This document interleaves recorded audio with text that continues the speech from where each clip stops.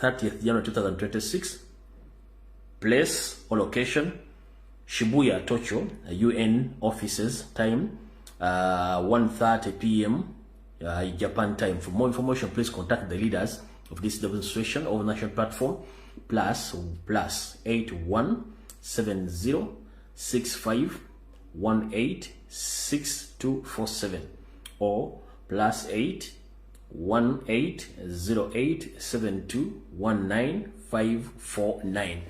Abakulembeze abekiwa kya national platform saako people power mu ggwanga lya Japan bakutegeeza nti bagenda teekayo okwekalakaasa nga kuwakanya enfuga etali mu mateeka n'obusibe bwamu obuli mu Uganda.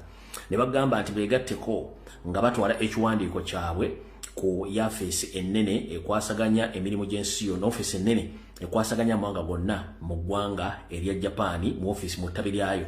Ng'enaku z'omwezi 3 mwezi ogw'olubereberye omwaka guno 2026 ekifo mugenda okusikana be ku Shibuya Tokyo ku UN offices moja sekana ku 7.5 ez'eggwanga lya Japan. Akalango keeko kabaganda ffe bonna abali mu Japan bongedde okuba nti bakola ki bategeeza ensonga eyo nga bwere. Alright, demonstration zikyagenda mu maaso okwetola ensi yonna. Njera kubaza bakomredi baffe abali mu ggwanga lya America abasobodde ogenda okwekalakaasa mu kibuga California mwe bali nyo balireddera abatasobodde kulaba California demonstration zabadde bwezi timwe bali nyo balireddera.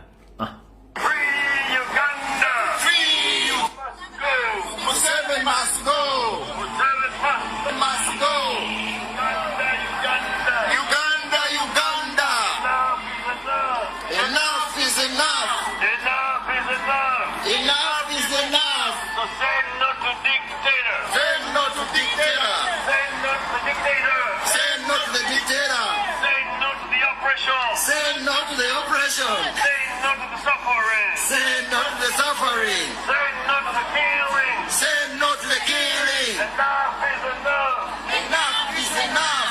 The world must know.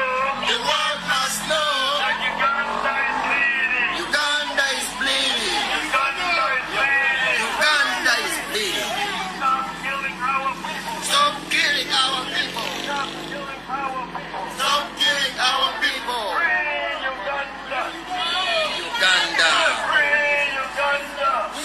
our people. Beba comrade abadde mu Washington mu California era bano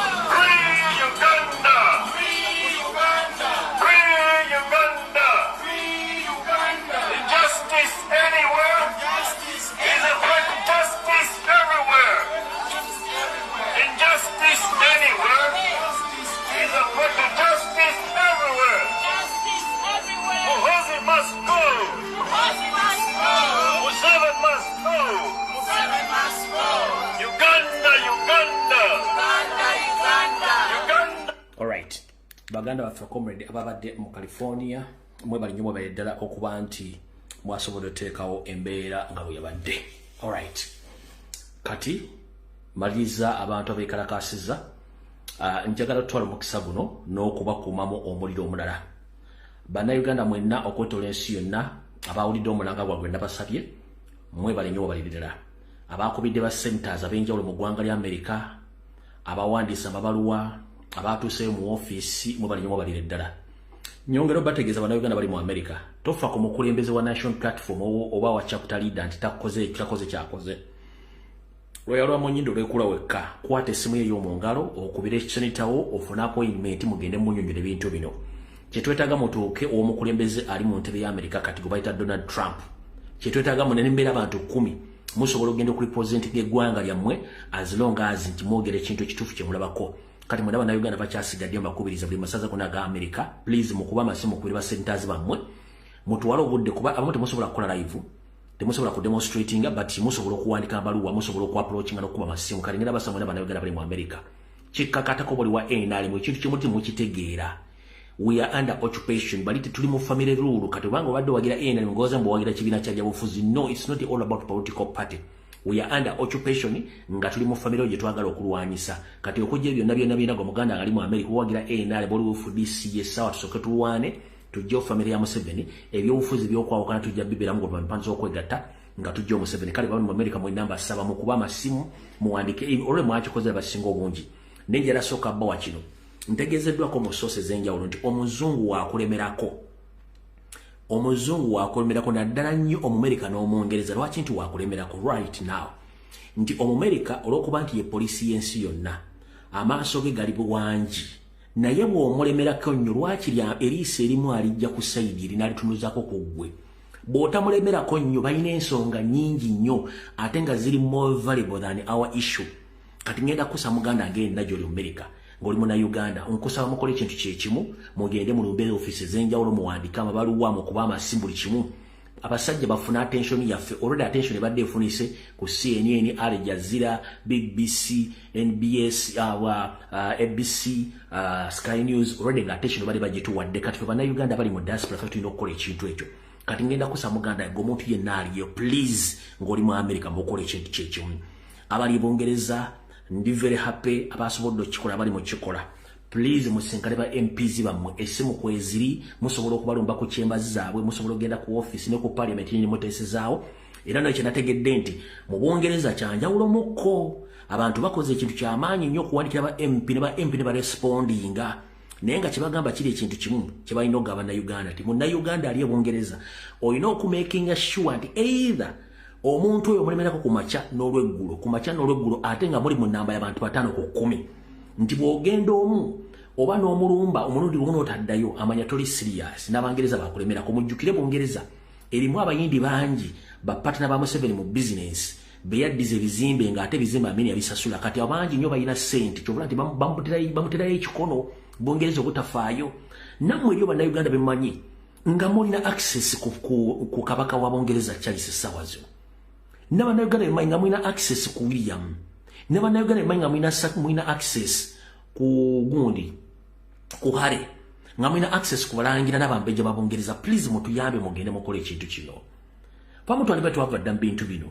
naye tufunanga eggwanga odirekera abantu bano kijja kuba kyetuswaza nnyo ngenda basaba ne bannayuganda ntegezeddwako nti mu Bungereza mulina kukola nnyo olw'ensonga nti omuyindi yali awo ng'ate Museveni yamuddiza ebintu bakola bizinesi z'okusimagulinga ensi bino ziyinza kitutama laundering nga balina n'amataka e Uganda balina ekikono ky'amaanyi mu kuddookunga buli kyonna ekiva e Uganda naye kati njala basaba mutuukire ba MP bammwe mugende mu chambers zaabwe mugende mu maka gaabwe mugende ku kikyonna mugende mubeereyo mwiri abannayuganda bemanyi nga muli well off mulina ensimbi mulina contacts musobola okutuukirira Prince musobola okutuukirira King Charles musobola okutuukirira William musobola okutuukirira Harry musobola okutuukirira n'abambejja abalala mbatuukirire mbagambe ensonga eno ekintu ekisinga obukulu mbagamba nti zonna interest zammwe ze mulina mu Luganda tugenda ziba wa full package nkiddamu bwe bakubuuza nti interest zaffe munazi protecting mbagambe nti 100% tugenda protecting interest zammwe as long as ffe tufunye peace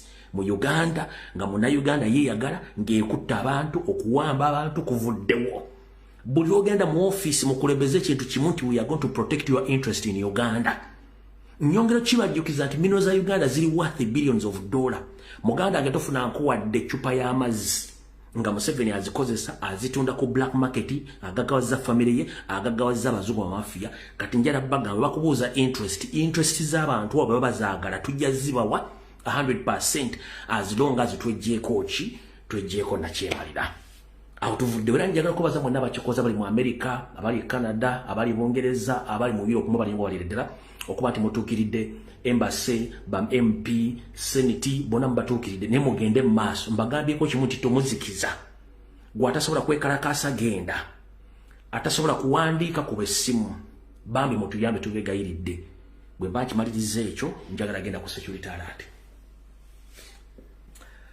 njala mutagire wano Jerusalem Sarakanda naho mutabani we Muhoozi Kanyarugaba saako ne Museveni anenga kwali buno bakanjira busindika nga bwa security alert oluvannyuma lw'okukola video ez'omujjirano weekend nga ngezaako ku exposinga system ku lunaku lwe nasembeyo okubeera nabagambye nti baakola ebbaluwa nga bagenda okuwera ekibiina kya national platform ne mbagamba bujja kuba tebunnazibwa lunaku olulala nga bakigambye nti kifu era baavudde ne bagamba nti ekipapula kiki kifu naye ate mu meeting gye babadde nayo ng'akalulu kaakaggwa Nyandi Yosoferi yakkiriza nti obuyinza tubuweeyo tusigale emirembe wano nakkiriza bulungi nnyo naye Salimu Sale ng'Omusomali yagambye tekijja kukola bwe kityo mu meeting tekijja kukola yagambye nti tuteekwa okuteekawo resistance tusobola kuwaayo buyinza bwe tutyo wali kye tulina okukola tulina okusooka okusaanya ekibiina kya national platform eyo meeting yakusaga tulina okusaanya ekibiina kya national platform abakulembeze baakyo bonna tubasibe na buli muntu tuteeke fear ne terror mu Buganda destructive fear ne terror mu Buganda kati bino mbyogere ennaku z'omwezi 27 omwezi ogw'olubereberye omwaka 2026 wiiki eno yennyini ewedde nabagamba bapulaninga okukola terror attacks nga basetinze bomb mu regions za Uganda nga bagenda tematima abantu bijambya n'okusetinga omuliro ku business z'abantu ekyo kyo nabe exposings kati na kino kanki bagambe omuntu yenna kati ali mu kukola terror kidnaps red blocks byonna bamuyita General Salimu Sarakanda naho ne mutabani mwe Muhoozi Kanyarugaba ne bakola ebintu bino kati banyama ne basse nga mugenda okuzzaayo abaana ng'ennaku z'omwezi 10 omwezi ogwokubiri omwaka 2026 naddala bazadde abalina abaana mu bisulo ebintu bino wammanga mugenda bifeesingako mugenda fiirwa abaana bammwe ng'amasomero state gakumako omuliro strict mu Buganda ne Busoga mugenda fiirwa abaana bammwe state ng'erumba ekola terror ng'ekuba abaana mu live bullet nkiddamu zino issue bbiri mugenda zirabako bagenda kusetinga amasomero omuliro bagenda kulumba ne mungu baterayizinga abaana bammwe sina kinabe bijambiyo okuyingira batematema abaana bammwe bagenda targetinga primary schools eza boarding ne secondary school eza board mu Buganda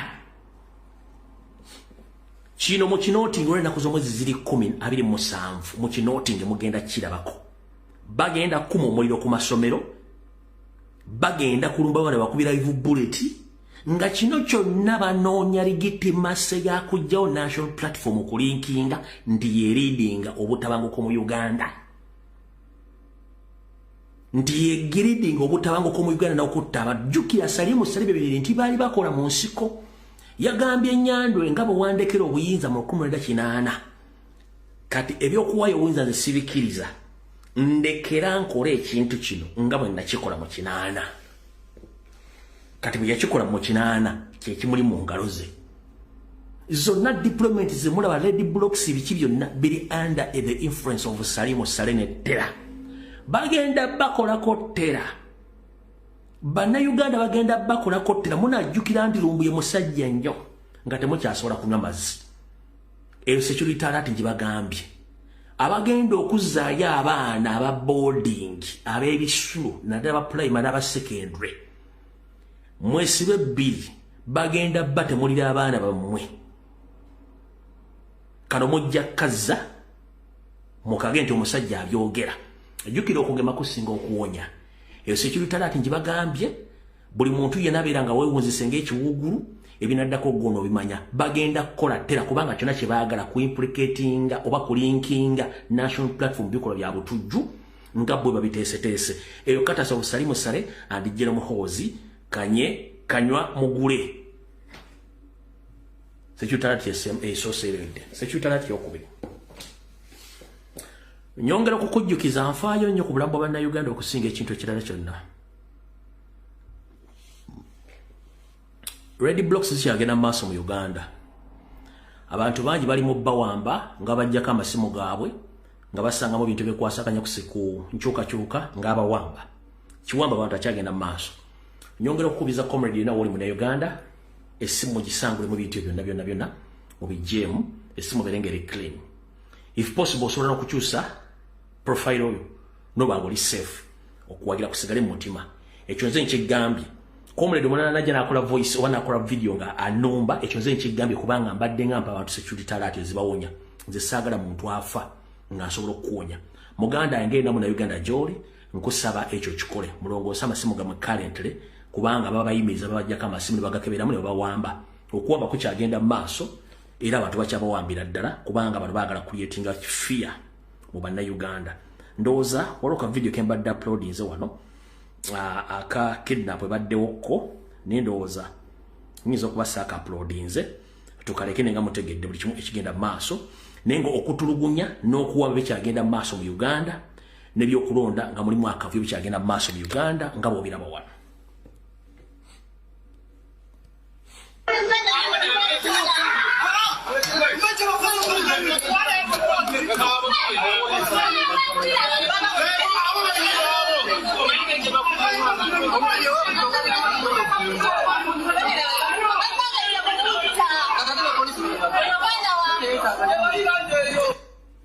So bitu bigenda mu maaso mu Uganda kati n'olw'ensonga eyo awo tuvudde ku security alert nzimaliriza njala tugende ku video eyatuleese butereevu.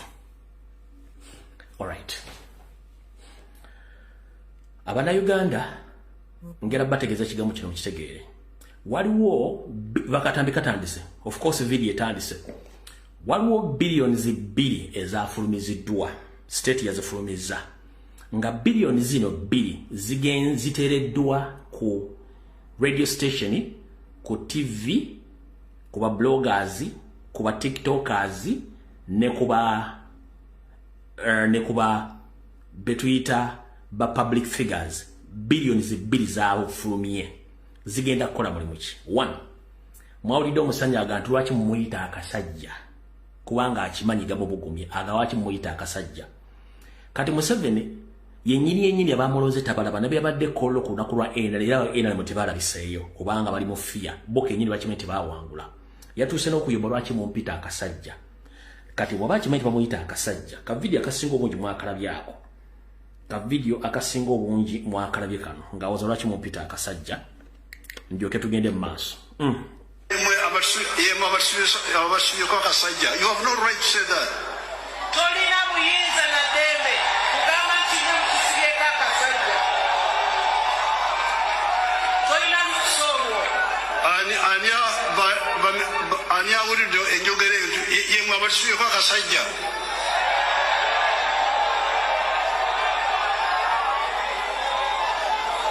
Why would the police hear this and keep quiet? Police eyinza gy'okuwulira kino n'esirika.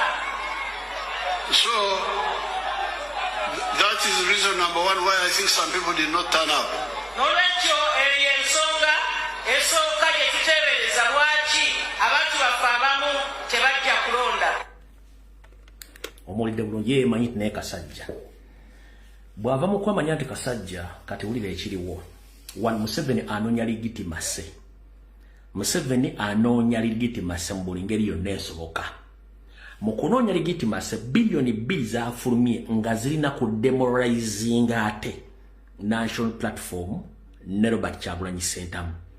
Museveni anoonya kye tuyita ligitimase naye n'afulumya billions 2 nga ziri mu ku demoralizing Robert Kyagulanyi Ssentamu. Anoonya abantu mukakasa nti yawangudde era akikolerera akitaddemu ssente nnyo naye ate yafulumiza obuwumbi 2 nga bulina kusaaba Toomi kuteeka wansi linnya lya Kyagulanyi na kibiina kya National Platform. Kati kandikuviire ku ntono bw'olaba abadde bagamba nti bawagira enkyukakyuka mu kaluwali batandise okukyusa olulimi manya nti oyafunye ssente. Bw'owulira abadde beeyita ba YouTubers oba ba influencers oba badde babuzibe buuze biri ku nkyukakyuka nga batandise okukyusa olulimi manya baafunye ssente. Bw'owulirako oli ng'agamba mbu lwaki abali e Bulaaya be bapushinga ekiri ku ground lwaki bo tebajja ng'obadde omumanyi nti wankyukakyuka manya nti oyo akasente yakafunye.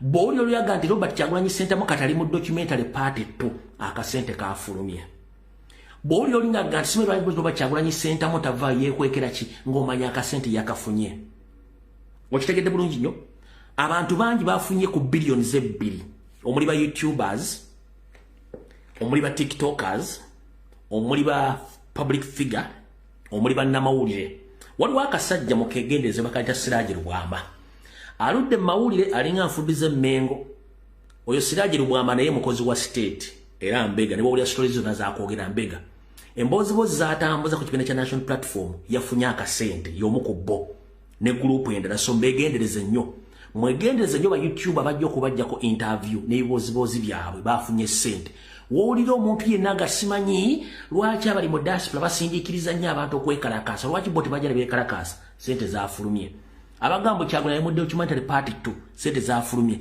abayina ebibozibozi politics yawedde mutuleke tukole ebintu byaffe lwaki mutisibakaga bozibozi ga politics sente zafulumye lwaki olw'ensonga nti Museveni ayagala kusooka kuteeka ttaffaali ku bano ba media aba YouTube ba TV presenters baani ng'omulimu gwabwe gwa kudemoralizinga Robert Kyagulanyi Ssentamu n'emboozi yonna nga teboogera kati nge batayogedde ku kuwambibwa kwa Babi okula kwa Kyagulanyi ne batandika obbikubamu ebituli eyo ensonga mugitegedde billions 2 zafulumye weziri ezo muzitegedde so saagala mugwe mu kantu ako era abantu be bamu bw'aba yatunze omwoyo gwe asobola n'akukugulirira ne bakutta oba n'akuwa obutwa ekyo mukitegeere awo tuvuddewo bwe tumala okuvaawo tugenze wano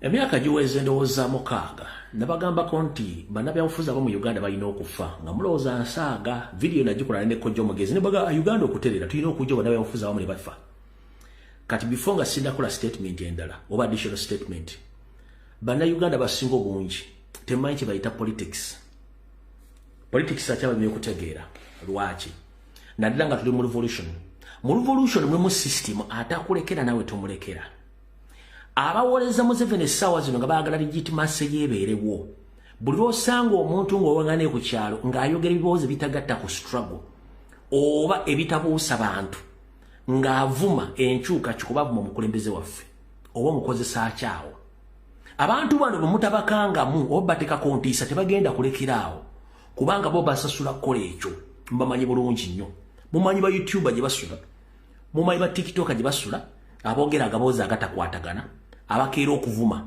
nga mubamanyi omulimu gwabwe olwo oba omukozesa ki bwe munaatandika okukanga mu bantu bano mujja tegeera wiiki ewedde nabagamba nti Museveni yakola memorandum of understanding ne opposition nga bagenda kuyingira mu gavumenti abala bagenda sigala nga bacunyaki balwanisa ekibiina kya National Platform ne babulya buli kimu kyonna ekyaliwo kati open mwakirabye omu ku ba chief commander b'ekintu ekyo kuliko omusajja eyita Omuganda Munyagwa Mugati gwa Bato omusajja Munyarwanda sijja kijja Munyarwanda era namuganda Munyamugamba improving ku byenjogera byamulema kuba namuwako information ne bamuyima wabula openly emmando bwanika yamulaze kyovula baga nti bannabafuza mba ino okubanga abafu eggwanga otterera bino byabiyogedde leero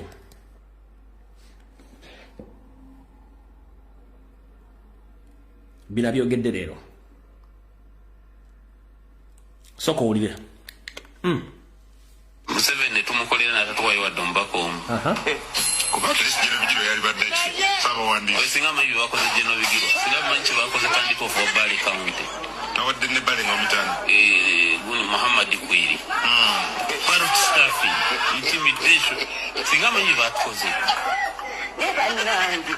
Geno Bigirwa batuusenga abasajja kyenjagala kyekino wano Museveni tumukolera natatuwayo wadde omubaka omu kuba tulisigera bigiro yali baddeki saba wandi singa amanyi bakoze Geno Bigirwa singa amanyi kye bakoze tandika of Bali County nawadde ne Bale nga omutano kati bino yabyogedde open ku TV ngali ku TV Sanyuka TV kati musooka muddeko ekintu kyemunatandegera kasooka mbalaga ekintu kino eri abaali beyita ba politician kati bafuuse ba YouTubers oba radio presenters omu ku bo yoyo bamukyaza nnyo ku Sanyuka TV ku NBS ne ku Kasuku jjukira bonna ba state agents kati bafuuse gy'emirimu gyabwe kuliko ne bajjo gy'emirimu gyabwe kuliko na Abitex je mulimi jawe nabala mujja bala bulungi nnyo abatambuza enjiri eyo gye batambuza kati openly yagambye bwati oluvanyuma lwa MOU memorandum of understanding yagambye bwati tudde kwa kamanda abenjawulo abanupu lwaki kugamba nupu tulina okulwana tujerezinge kati. So you're going to fight no? We must. Labunu. Ulira. So you're going to fight no? Why should you? Muntalo nezibaza mundu. Kasita obera listen. These are supposed to be your colleagues on the opposition. In each and every struggle, obstruction can never be tolerated. Bobo okuba omulabe nga waliwo abafuula abamukuba naye nga they are just obstructing. Wasoma kuba n'abayekera ba President Museveni lwebaga akayira twamubako kemundu nga tumanyi bwazitwala agenda zikozesa kikkirizibwa mu struggle. Omuntu ng'ako obstructing ne wababuwo mumukuba amaanyi I'm telling you this. amaanyi gomwe uteka mu kulwanyisa Ulira. We must tell them step aside, give way. clear the way. Muveyo. Kankulageza kamanda. Ombuli obaffe wabirabako mulembe gwaffe. kankudire wano Tudde kwa kamanda abenjawulo abanupu lwaki kugamba nupu tulina okulwana tujerezinge kati. So you're going to fight no? We must. Labunu. So you're going to fight no? Why should you? Muntalo nezibaza mundu. Kasita obera listen. These are supposed to be your colleagues on the opposition. In each and every struggle, obstruction can never be tolerated. Bobo okuba omulabe nga waliwo abafuula abamukuba naye nga they are just obstructing. Wasoma kuba n'abayekera ba President Museveni lwebaga akayira twamubako kemundu nga tumanyi.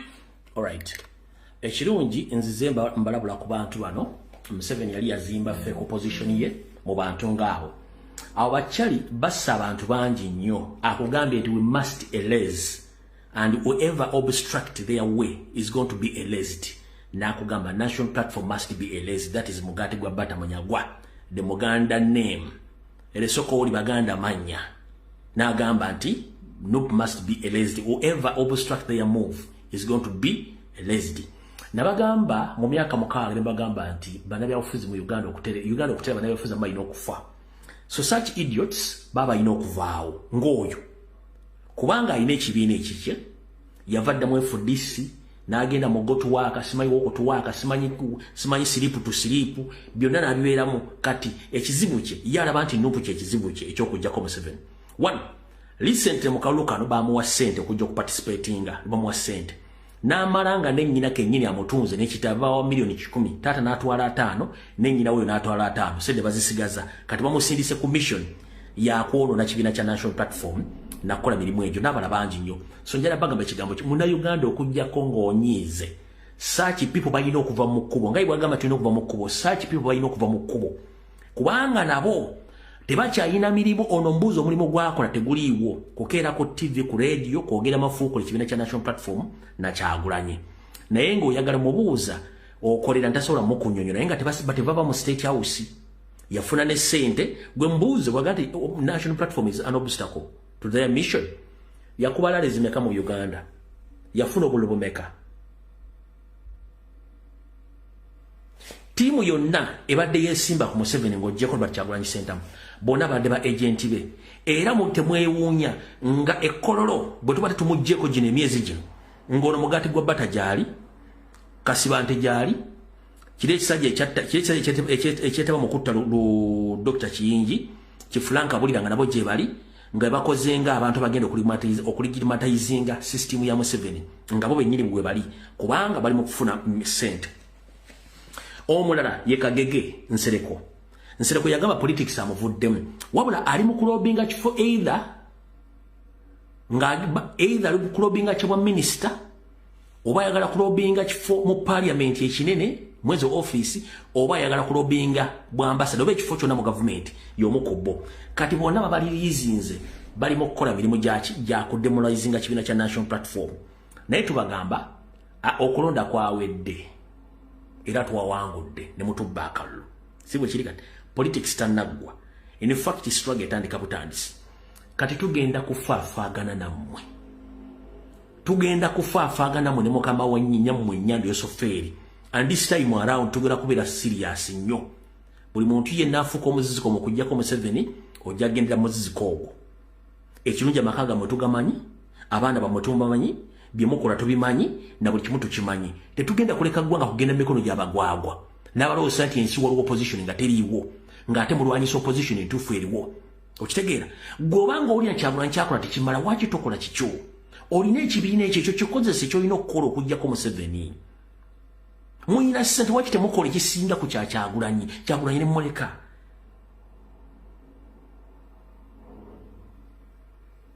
okitegeera kola ekisinga Kyagulanyi omuleke gw'okola ebibyo okitegeera ne kati Kyagulanyi gwe mufudde topic azifu nti yalemedde mu ntebe yawangudde n'akola buli kimu mwagano mwegattako talina lunaku na lumu yali agambye nti agenda kulumba mmwe bankweze kubanga bamanyi so njagadde mutegere abantu abo mu ngeri yonna esoboka mutegere bulungi nnyo be bakozi ba Museveni abaddewo ne mbagamba n'emmenge yena kuddamu enzimba abantu baayo bwe mutandika okulya ku CBS ne ku BBS bazimbye abantu mumanyi nti iyo process baagala kuddamu kuzimba naye tebalina time egenda kuzimba kintu ekyo mu budde bwakyo kati President Joe yatambuddeko n'agenda ku bijja bya kitaawe ne nnyina era bwe yagenzeyo bulungi nnyo n'abirambulako n'akulako ne ku muddo n'avaawo n'atambula bangambye ekibadde eggombe ekibaddeko okulya n'okukomba essowaani ng'amagye security ebuuza yayituusewo atya yakoze atya naye nga yasobodde okutuuka bulungi nnyo n'akola kyeyabadde alina okukola n'avaawo akatambi ako mwakalabye n'endoozi akankabaddizeeko lumu wano yokka tusimbula ku nsonga enkulu ezisinga ku ekyo wano President yabadde agenzeeko mu maka oba ku bijja bya kitaawe ne nnyina gye baawunzikibwa mu bitundu by'e Gomba.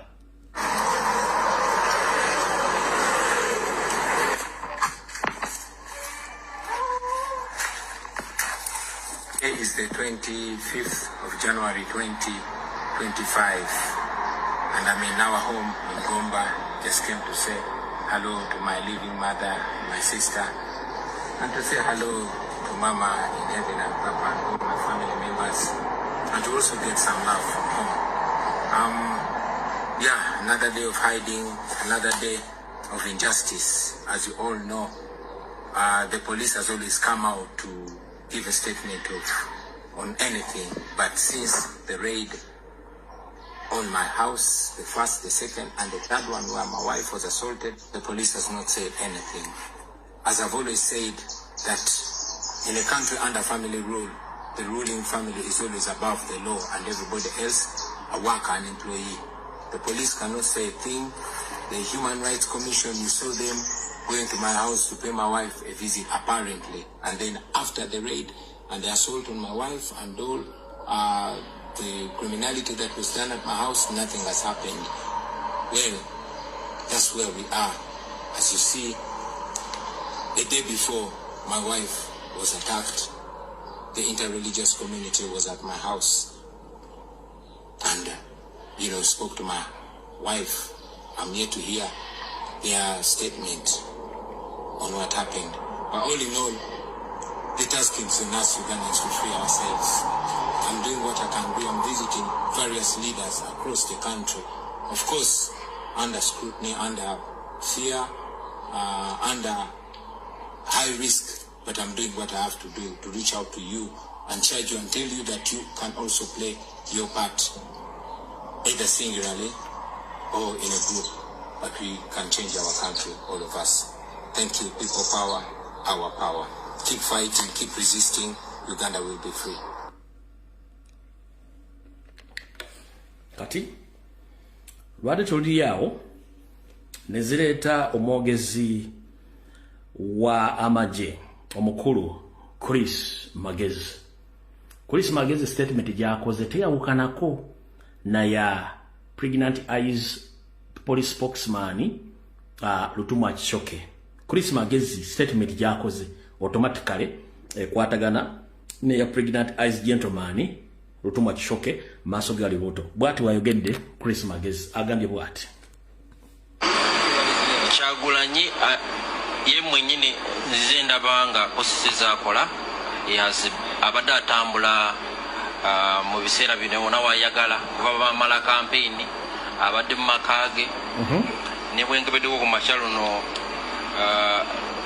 ndinga nalabye ng'ali mu makage so kiraga nti ali free baba mwetaaga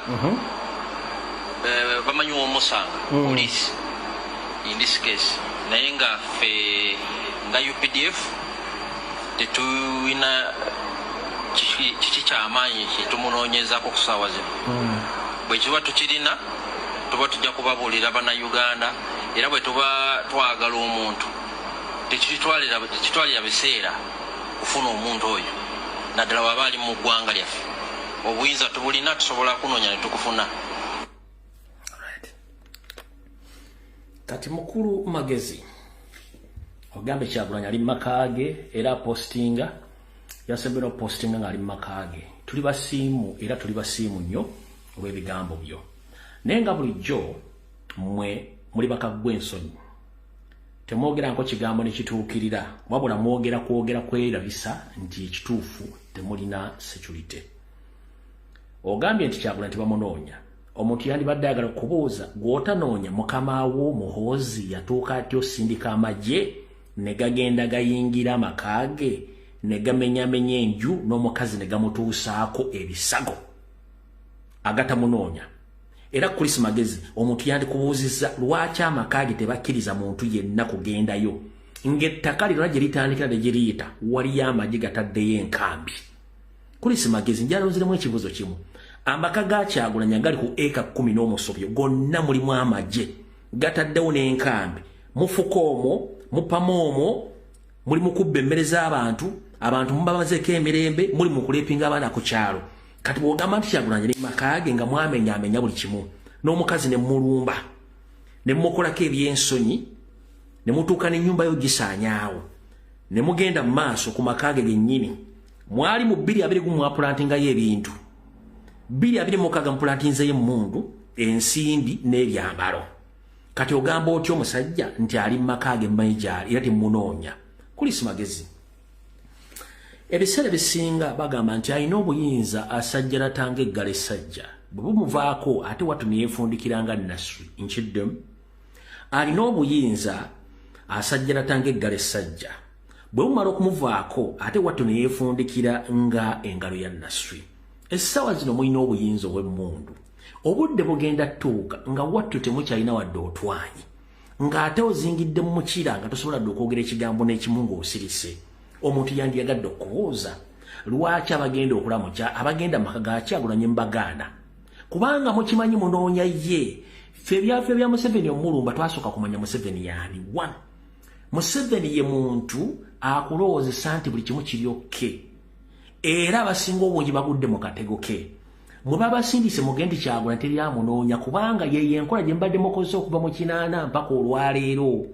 Buli gwe mwagala okutta mumwaniriza mu mirembe bwe mumala nga mukuba embaga muga nti oyo wuwa wuyu yembeera eriwo. Gwe muzannyirako muzzukulu wa Sentamu mutabani wa Sentamu ebintu bino byonna agenza obbingiramu ng'abimanyi baani baadiringa nabo. Kati gwe bw'ogamba nti bwe mba mwagadde mufuna okuva lemussa abantu bonna alipooti iyo nga temunnazifulumya zonna ezitta abantu. Twagala kubuuza mukulu Chris Magezi watuuseko mu maka ga Kyagulanyi gwe ng'omuntu omwogezi w'amagye. Lutuma Kisoke waki tewakutte ezo pregnant aizo n'omuntu omwotono egukulinganga ensujju ne mugenda mukola police report ku maka ga Kyagulanyi. Why is anyone in security agencies quiet about the raid of Robert Kyagulanyi Sentamu's home? No police report. No one has been arrested. No one has condemned it. Even the mainstream here, everyone is quiet. But gentlemen dressed in army uniform coming out states that Bobi Wine is still in his home. Shame upon you. Chris Magezi bannange muswaleeko. Mwagenze maka g'omusajja in fact ate kyensembye okutegeera nti raid eno yali unauthorized Muhoozi yagikolanga ye. Bambi Babi bwabadde ngaawo ng'ali ku ssimu ali ne bbaawe nga Muhoozi mbu kimunyiiza nga Bobi ali busaabala ne mukazi we batambula bali ekyennya bali hape nnyo nga ye alina ebizibu mu maka ge wano mujjukira bagamba nti omuvubuka oyo avuga empanka omuvubuka oyo ali mu lukwata gita singers omuvubuka oyo tabeerangako okungoloni nga bali happy ne mukazi we kati lwaddala banga Bobby ne mukazi we nga bazimba balina simayiro nga muli alumu alingange endiga endaawo oba ente endaawo ng'omutima gumulumira muli kati yayagadde atuuse obulumi ku mukazi w'oli amulage nti amutuuseeko bulijjo gwayagala okulaba kati mukulu ffe tulina buzibu buli kimu kibeerako obudde ojja kubeera mu kagulu walina otusuuliri tuno otwa musitaki tuno otw'abajamani ng'olina okunyonyola ebigambo bino ono omusajja ekintu kyeyakoze n'ekitabo yabadde takimanyi eno mission azikola n'ekitabo muto sali musale kubanga tebaswala omusajja ekisooka balina ensaalwa 1 balina efotirizi buli mukazi yena eri mu Uganda bamwagala baagala bamwebakeko at least bagezaako nnyo okulaba nti bakutuusaako ekizibu kati abadde alina ekizibu kiri nga alaba Bobby ne mukazi we beeyagala nnyo ne mu kampeni nga balaba bali mulaavu nga ye tasobola kukwata oyo muwala tasobola kubeera na mukazi we nga bali awo bali mu happy no kubanga emize tebali mente kufumbira baana bantu tebali mente ku baana bakazi n'abaana b'abantu bo bali mu lukwata gita singers bali mu kulya bisiyaga kola mu kimu kye balina okukola y'ensonga lwaki balina efutibizi ku musajja kati bagasse politics ne bagatta ensaalwa ne bagamba gayi yakimekinga atyo no yakimekinga atya nti si y'omu ku be bakwata obwongo okubateeka mu primary school eya simanyi Uganda Musician Simanyi Federation bikoze bitya n'osanga eyakajjajo mu music talina adde ne album eziwere 10 nga yakulira basebatta yakulira balegendizi abayimiridde kubanga ekyo Museveni kyabadde nga yagalira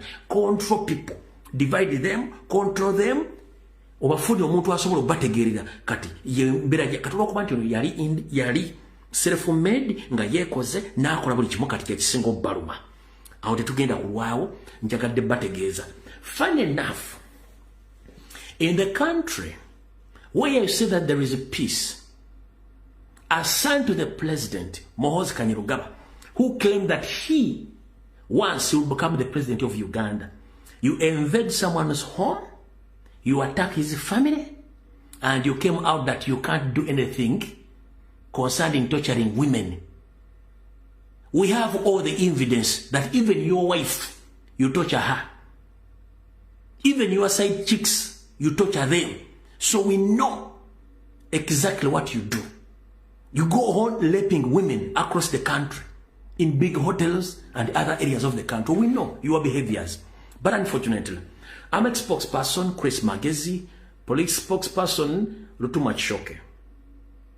Here is the question. If someone claims that his house was attacked and the wife was mistreated, everything was displayed on social media, although the mainstream media was ordered not to post anything concerned about that invasion. But the police haven't yet gone to Bobby Wine's residence to open up an investigation, what happened on that night. Everyone is quiet, but the police spokesperson and the army spokesperson, they are busy coming out to give false information about the invasion of Bobby Wine's house. So, what kind of the government is this? When we come up to tell that people are suffering from cow mentality, then you call that people, these people, they abuse us. No, because we are informing you your duty. It's now approaching 5 days. Police hadn't yet made even a small investigations about the attack. No record. Gongambo tianti mugwanga. Police tenagenda kukola report. Chatusoma kaga Kyagulanyi. Then Muhoozi ni wewa kana mbote watu temwato chalinze mwamochi, temwato chalinze mwana, temwato chalinze muka Kyagulanyi.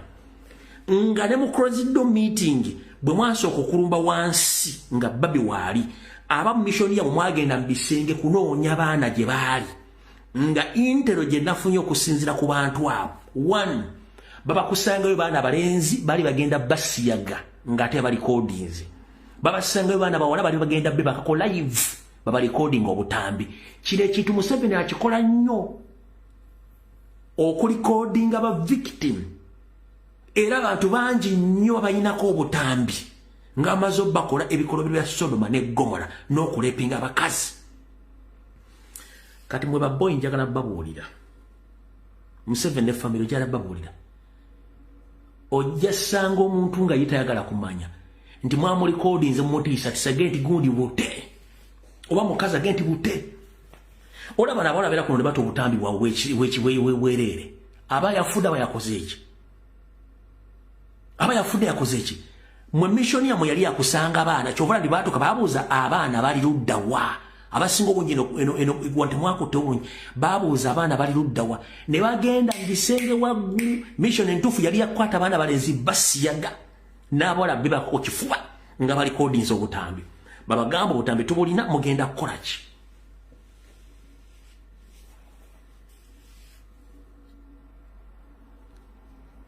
babagenda mugenda kukola ki nti mugenda kukola ki kubanga boje mizeja eyo tulu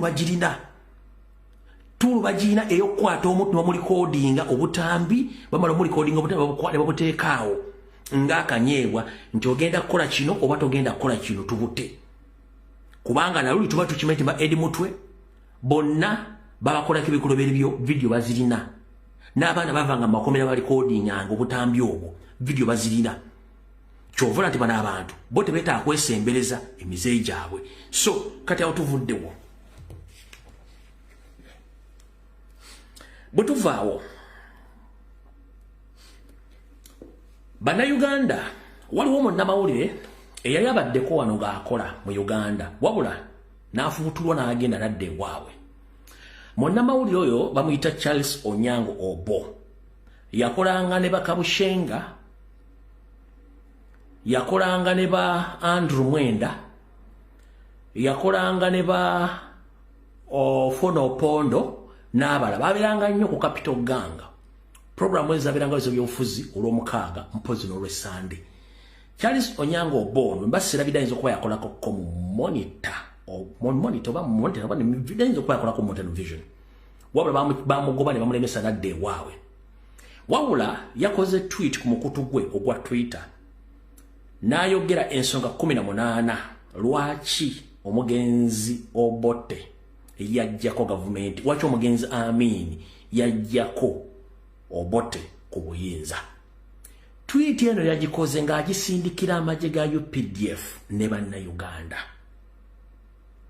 mulina ensonga 18 ezisinga ne ku z'Obote ze Amin ze yawanga ajjako Obote ensonga 18 Charles Onyango Obo yadde asindika message eno yagisindise ng'agisindikira amagye ga UPDF nti omusajja Idi Amin Dada eyali yakoma mu P5 yasobola okumanya ensonga 18 naye mu aba UPDF basoma senior 4 senior 6 abala mwina zidduguli muyinza otya okuleka eggwanga abasajja balifutubbaleko bakola ebikolo bisinga Obote bye yakola Amin alyoka amuwambe bannayuganda buno baka omusajja abaweereza n'abagamba ensonga zengendo bamenyera z'ensonga Amin ze yawanga awamba Obote nakati ensonga zino bannayuganda mwe zibakakatako kati kanzi babenyere yagambye bw'ati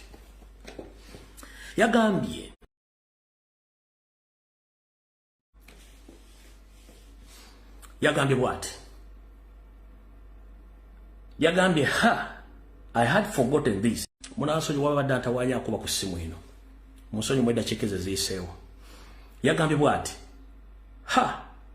I had forgotten this yagambye mbadde nerabidde ebintu bino the more things change the more they stay the same yagambye nti ebintu gye byeyongera okukyukakyuka gye bikoma okusigala nga biri kyekimu yagambye 18 reasons given by Idi Amin Dada for the January 25th 1971 in a military coup against Milton Obote yagambye ensonga ziziro 18 ezaweebwa Idi Amin Dada ng'ennaku z'omwezi 25 mwezi ogw'olubereberye omwaka 1971 nga ayita mu majege n'awamba eyali mukama we Milton Obote ensonga ze zino onjagala ozuulirize bulungi nnyo na postings akantu kano yagambye bw'ati detention people without trials okusiiba bannayuganda batalina musango tebawozeseddwa mu makooti si kye kiri mu Uganda njagala wandiikewo si kye kiri mu Uganda. Detention of people without a trial si kye kiri makome si kye kiri mu Uganda kati olwaleero. Eyo ensonga esooka si kye kiri mu Uganda. Museveni abaana bali mu kukwata essaawa zino bakwata abaana babatwala mu makomera gatategerekeka. Nkyayina lisaaki gyenkola mu bitundu mujja kunyambako abantu abali okuva e Lukaya. Waliwo ettaka eriri okuva e Lukaya, waliwo faamu ya Salimu Sale gye batundiramu goonya okuva mu bitundu by'e Lukaya eyo. Oba waliyo ne military barracks Salimu Sale alundirayo goonya. Ne baŋŋambye nti abaana ebakwata abasinga obungi babateeka mu byuma ne babafuula mist meat, ennyama eyo ne bagiwa goonya. Nkyakola okunoonyereza okuzuula ekintu kino. Ye ekitalya nagibaleeteranga abaana bennyini abaakwatibwa boogera nti abaana abattibwa mu kkomera ekitalya nabo basuula mu goonya. Mujjukira mu kalulu akawedde nabaleetera information. Yes, Junju Emma oteeka okuba nga oli mutuufu sort of wamaawo ayinawo eddundiro lya goonya. Naye abaana amba bateeka mu byuma ne bafuula mist meat ne babawa goonya. Yo ey'abaana bafiira ekitalya yo abaana bennyini bagyeyogera abaakola ki abaavaayo n'abasimatuka okukwatibwa ng'ekitalira waliyo ebiddiba bya goonya balunda mu goonya gye bateeka abaana ne babalya. Wano wenjagala ensonga esooka Ameri gye yawa detention of people without trials, okusiba abantu nga tebaguddwako misango era nga tebatwaliddwa mu kkooti. Ensonga eyo sibu ery'olwaleero. Tugenze ku namba 2. Abuse of human rights and the torture of civilians. Okulinyirira eddembe ly'abantu saako n'okucunya bannansi. Okulinyirira eddembe ly'abantu saako n'okutulugunya bannansi. Kiki ekigenda mu maaso olwaleero? Eyo ensonga namba 2. Political killings and use of forces against civilians. Okuttira abantu mu byobufuzi olya bulungi nnyo n'okweyambisa amaanyi eri bannansi aba bulijjo. Eyo nsonga yali namba 3. Namba 4, violation of the 1962 constitution. Nti Obote yatyobola ssemateeka wa 1962 n'addamu kati neyeewogoma. Kiki ekigenda mu maaso olwaleero? Museveni ye yakola eyiye eyo1995 gy'alimu gy'asattiriramu n'akola buli kyayagala. Tugeze ku nsonga namba 5. Dictatorship and one man is ruled by Obote.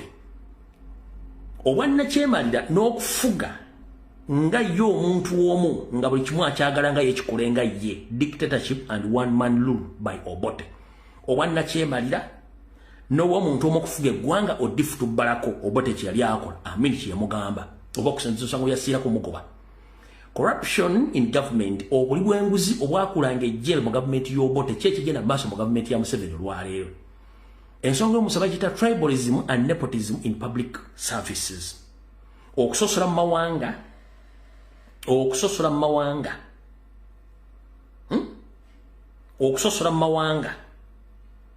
n'okusosola mu ngaba y'emirimu nga beeyambisa eggwanga ery'ekikula ekimu. Namba 7. Namba 8. Misuse of Uganda Army for political repression. Okweyambisa amagye g'eggwanga olw'ebigendwa by'obufuzi okunyigiriza bannansi.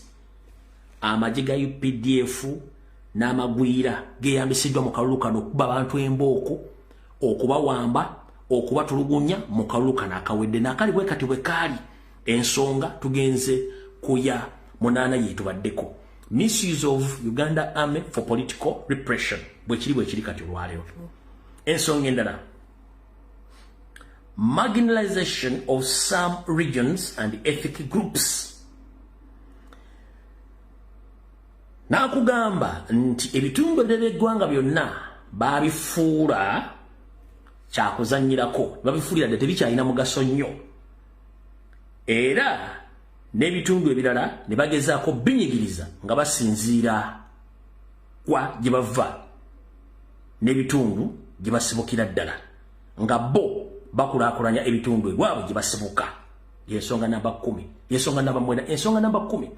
Economic mismanagement causing hardship. Enkwasaganya embi ebyenfuna mu ggwanga ekifudde embeera enzibu ennyo eri bannayuganda kyekigenda mu maaso mu Uganda. Yensonga lwaki bannayuganda badduka okweyunula ensi z'Abarabu n'abalala batunda ebyabwe okweyuna okufuluma eggwanga eryo nga beewonya ekibabu ekigenda mu maaso mu Uganda kyekigenda mu maaso mu ggwanga essaawa zino. Ensonga 11. The suppression of political opponents. Okunyigiriza ennyo abooludda oluvuganya oba olumuvuganya oba teyakikolanga noona akikolera ddala. Lack of free and fair elections. Tewaliwo bwenkanya era tewaliwo bwerufu mu kulonda mu biseera ebyo. Kiki ekiriwo olwaliro essaawa zino?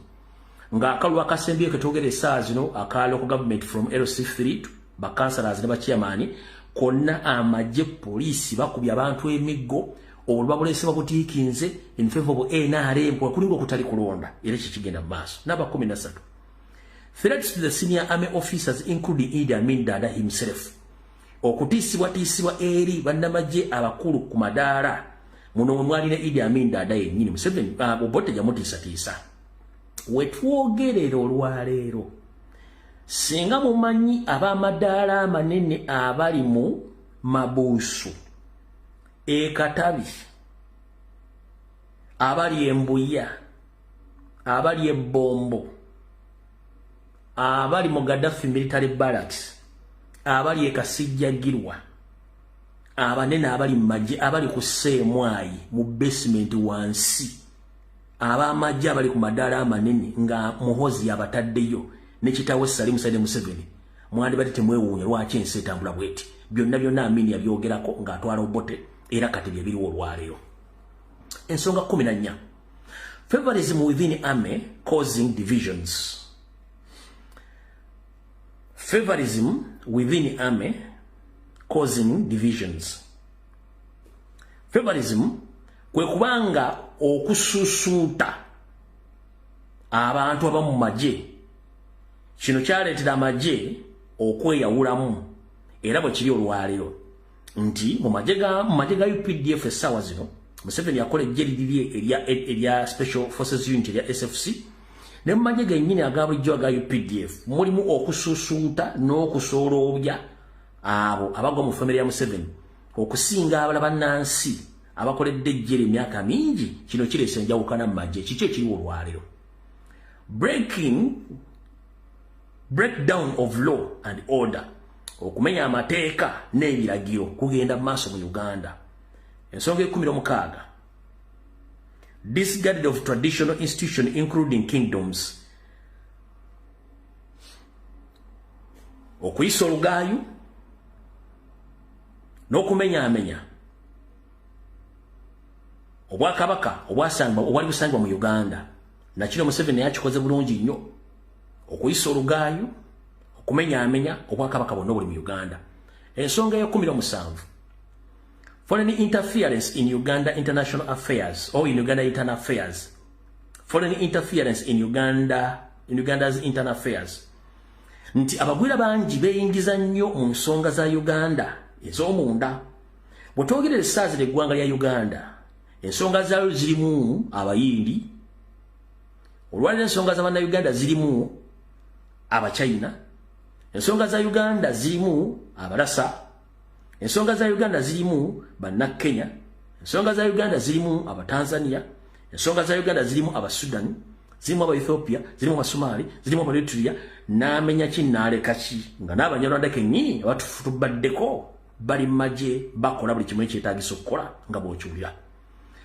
Loss of public confidence in Obote's leadership. Abantu bangi wattu baggwamu essuubi era ne bavaamu okwagala mu gavumenti y'Obote okutuusa Amin bwe yagiwunzi. Kazi ensonga 18 Amin ziyawa.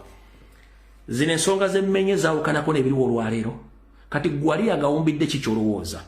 Nyongera okutegeeza bannamagye mwenna aba UPDF Charles Onyango Obo bwe yabadde nga wa message eno teyagiwadde nti agiwadde Museveni ng'omuntu yajuwadde bannayuganda mwenna gye muli mutegeere nti Amin ensonga ziwa 18 ezamuleetera okugenda mu nsiko okuba nti anaanula ezamuleetera okuwambaga mukama we Museveni okumujja mu buyinza. Kati gwe comrade yenna gwe nagambye okukola ensonga z'okuwandika ebbaluwa eri mu senate ez'enjawulo basente ab'enjawulo n'okulumba ba MP bammwe. Good enough, ensi etuwadde amatu. Ensi etuwadde amatu. Nandikusegwe muganda nga alina Facebook page, alina Twitter account, alina TikTok account. Mutandika okuploadinga video zonna ez'okubba obululu muzidde muzi uploading. Buli kimu kyonna ekikolimu kya uploading. Mutaginge international community. Mutaginge UA. Mutaginge NATO.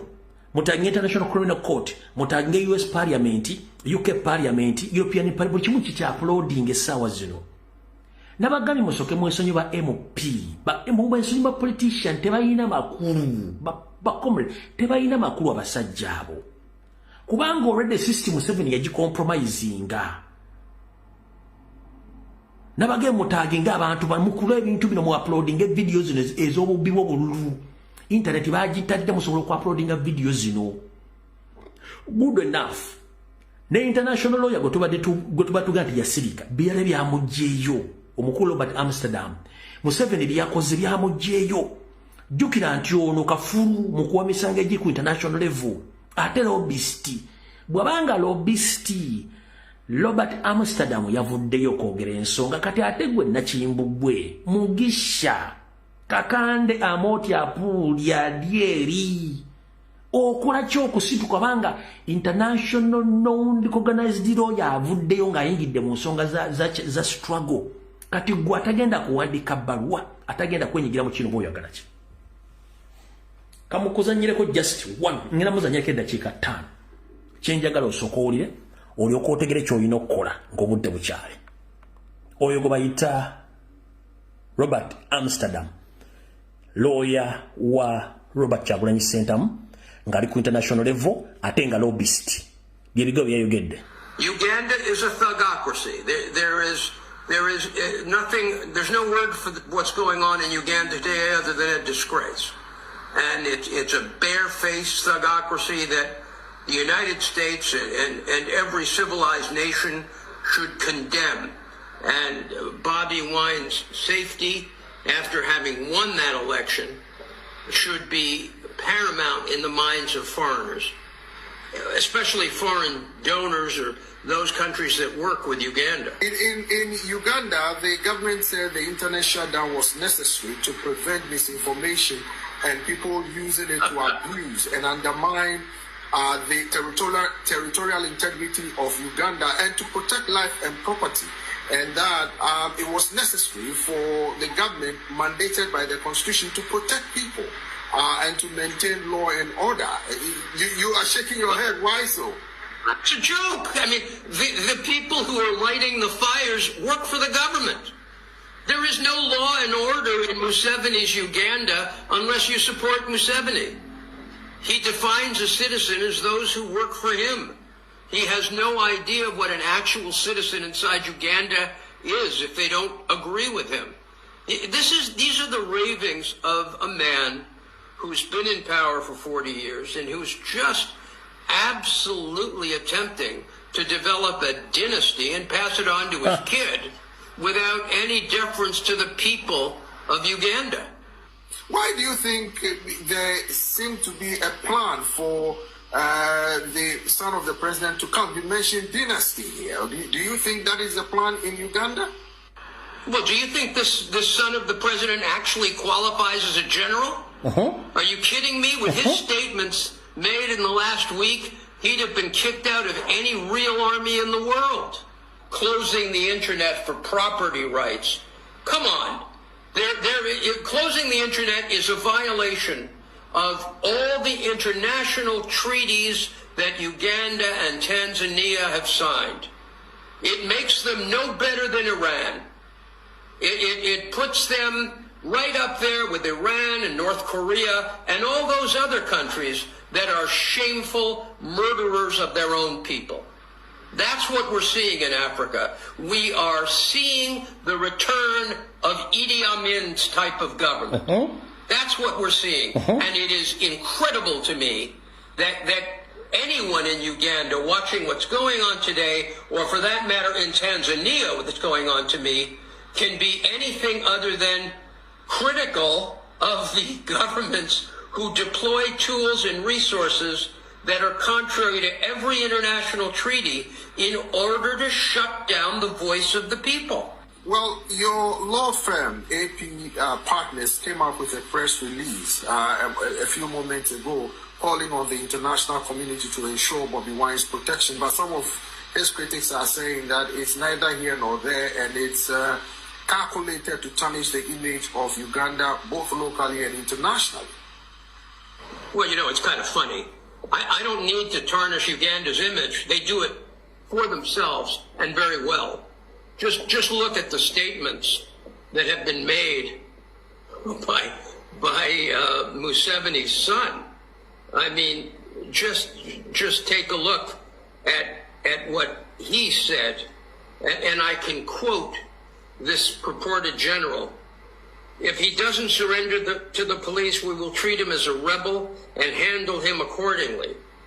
Personally, I'm embarrassed by our record. 22 protesters killed in 1 week is too low. I promise to do better. Are you kidding me? Are you seriously trying to suggest anything I or any other human being could say could harm Uganda's reputation more than the rantings of this man? And remember, it is Uganda's obligation under domestic and international law to protect the lives of their citizens. Look at what this man says. He says, I tell you that the NUP will be removed and extinguished from our land like a bad dream. This man has no idea of what rights and obligations he, in his position, is supposed to respect. He is completely lawless. He is an outside the law operator in a uniform that is ill-fitting anyone who has any claim to rule of law or democracy. The Ugandans have only themselves to blame for a terrible reputation in the international community that is not being assisted by their attempting to hunt down the winner of the last election, Mr. Wine. But some are... All right. Akatambi ako ngenda sura nga ka uploadinze njagadde bategeeza butegeeza nti gwe munnayuganda obanga okyebase abatali bannayuganda ensonga bagitutte ku international level. Kati bwe nkusa muganda nga okuwandiika ebbaluwa kyenjagala okusigira ekifaananyi kikino. 1. Museveni nga balwanyisa Amini bamakinga sure nti Amini Museveni nga bamakinga sure nti Amini bamusiga ettoomi ku international level ate nga bali musigira bwereere. Kati ffe twagala kulabisa Museveni ku international level mu Africa, mu Europe, Bungereza, Canada, America, mu Asia, buli wamu ensi zibe nga zimanyi nti Uganda tuli buki, tuli bubi. Nti tugenda okukola ekintu kyonna ekigenda okukolebwa nga tewali muntu agenda kunenya abantu beeyambudde kugenda kulwanyisa Museveni mu ngeri yonna esoboka. Ebiga bimbagamba bulijjo ekigambo kya dynasty 50 ya Tusimasta dynasty. Ono muzungu akyogedde. Ono international lawyer ate lobbyist. Bamuyita Robert Amsterdam, international lawyer. Afollowing the politics wa Uganda emyaka mingi. Wabula ndabye nga akaddiyeemu.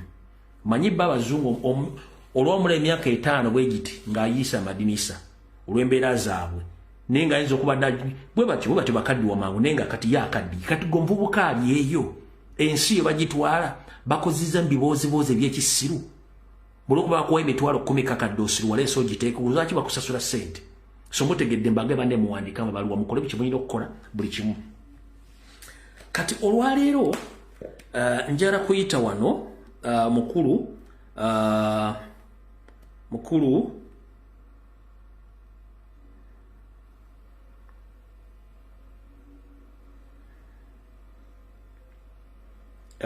njala kuyita no mukulu Masembe Abeko kyatuga mu dakiika then mpitomula kubanda abantu babiri baagala tuwa information then tulabe ki ekiddako.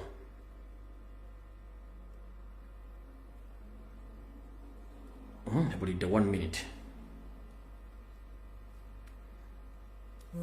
All right. Kamunoonyeeko ndabe kyatugamba.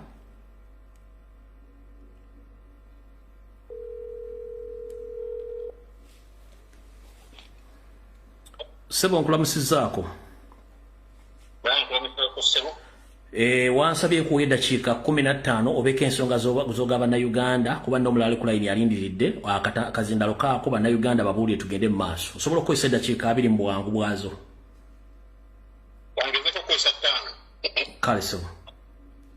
Bannayuganda mbalamusizaako mwenna gye muli era mbeebaza nnyo okusigala nga wadde tuli mu kiyongobero ekyokubba Victoria yaffe naye temunaba mu pulezidenti waffe ekyo kyo nkikkiriza era ne pulezidenti waffe wadde ali mu dduka that is necessary for the time era alina ekigendererwa lwaki yasalawo okudda osaidi eyo kubanga alabikako gye tuli okutugumya kuba ku byatugamba osigino zayisaawo abazitegeera tuzitegeera abatazitegeera mujja kuzitegeera with time. And the two three things obutamala nnyo obudde ng'egyolina akaseera katono bannange Ugandans tukozesa omukisa guno nga akatengo kakyali mu State House nga omusajja State House biri eye Rwanda ne Uganda zirimu akatengo kubanga bakolagana okubba eggwanga lyaffe. Kino kyetulwanirira tulekera okuwuliriza bano abasajja abasasula ssente babajjo abagenda ku radio ne boogera ebitakwatagana against Bobi Wine deflate our faith tusobola okudelivaringa ensi yaffe. Tetuwuliza abantu bwe bato. Gavumenti etadde ssente nnyingi nnyo mu bantu abo ogenda okudeflatinga faith mu bantu abakkiririza mu Kyagulanyi. Let's not listen to them. Let's disown them. Let's stay focused ku chief president waffe kyapushinga. Kakati ekyokubiri njagadde okwebaza abannayuganda abali mu diaspora mu America mu Europe mukoze omulimu gw'amaanyi nnyo South Africa okwekalakaasa naye kyenjala okuyisaawo kiriwo ekiti ekisookera ddala nga sinaba kwerabira abali mu America Washington DC ngenda kubasaba mu staging the biggest massive protest against omukazi gwe bayita Paula White. Omukazi oyo Paula White Kane omukazi oyo spiritual father wa Donald Trump. Paula White gwe bayitiramu through Pastor Kayanja ogenda conveying messages ewa Donald Trump obutattacking Uganda. Damu statement y'abantu bajule bulungi nnyo. Damu statement y'ojule bulungi nnyo. Kanjiddemu. Nsaba abannayuganda abali mu Washington DC okustaging a massive protest. Kulumba omukyala gwe bayita Paula White Kane musobola n'okumugugulirako mukyala muzungu ali around 50 something years. Omukyala oyo Museveni ayitiramu Pastor Kayanja okutuuka ku mukyala oyo n'okuconveying a message okutuuka wa Pastor wa Donald Trump. Omukyala oyo wanjiri abuulira njiri naye spiritual father wa mu State House ku Donald Trump yamusabisa yasabisa laki bamukozesa okugenda okuconvincinga Donald Trump nti Uganda eri bulungi ne transition eri bulungi. Tulina okutuukirira omukyala Donald Trump bw'anaakiraba nga protest eyitayo Paula White bw'eneeraba ekyo ajja kubeera skeptical omukyala oyo byamugamba era bingi bijja kukyuka. Mbeegayiridde abannayuganda twataakinga omukyala oyo. She is one of the biggest problems to our success on Uganda okubeera delivered. Ekyokubiri temuggwamu maanyi tetukola strategic partnerships with people abasobola okutuyamba okugjako Museveni oyo. Wategedde nti akalulu tekagenda kujjako Museveni. Negotiations with Museveni is a liar. He's a thief, is a liar. That's what he is. It's not going to change. Museveni yajja kubba kutta na kuzikiriza. That's what he is. Omuntu nagamba nti mu negotiating mutuule muteesene Museveni oyo omanya nti ayagala Kyagulanyi aveeyo mukwate bamusibe bamudde or anything. If our president comes out and faces these people, they're going to kill him. Because first of all, Trump abawadde 10-day ultimatum okuva DRC. Abagambye okuva Goma, Kivu ne Bukavu.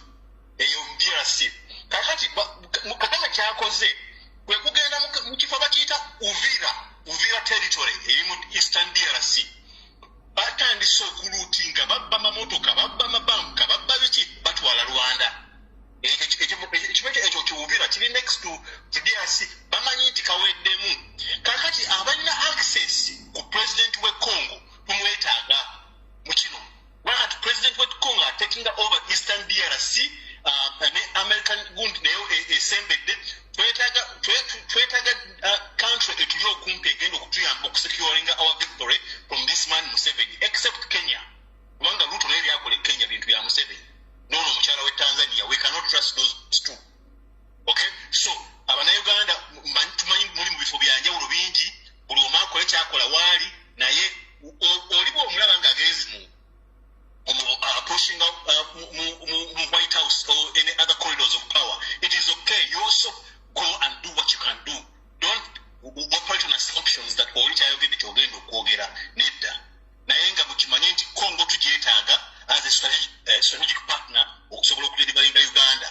Wanga Congo, Zungu of New Kagame, Nemuseveni, Bibayo, Abakola Babidi, from calling the Kagame with a stick man, Pirato. Mubimanyi story y'omutalo omulweru yasanga omusawo bakutwanga amaaso ga Kagame bamuyitanga Pirato bakutwanga amaaso ga Kagame ng'owedde nga gw'oli mufu todda mabega ate ono Museveni ekigambo ekimunyumira okumuyita kwe kitumuyita mu koodi yaffe akasajja okuva nolwekyo tumuyita Museveni wa president mumuyite akasajja ojja kulaba bwavaako atandika okukola ebitakwatagananga buli kyakwatako kiruka buyulisi mwakozesako statement eyo n'agyogerako a week ago kimuli bubi ekigambo ekyo takyagalira ddala kimunyimba. Museveni w'omulabye ayise Anita Among into a closed meeting nga bali ku farm buli w'omulaba ng'ayina ne a leader oba state person ava mu nsi ndala azze Uganda nga bali in a sort of an isolated place nga farm.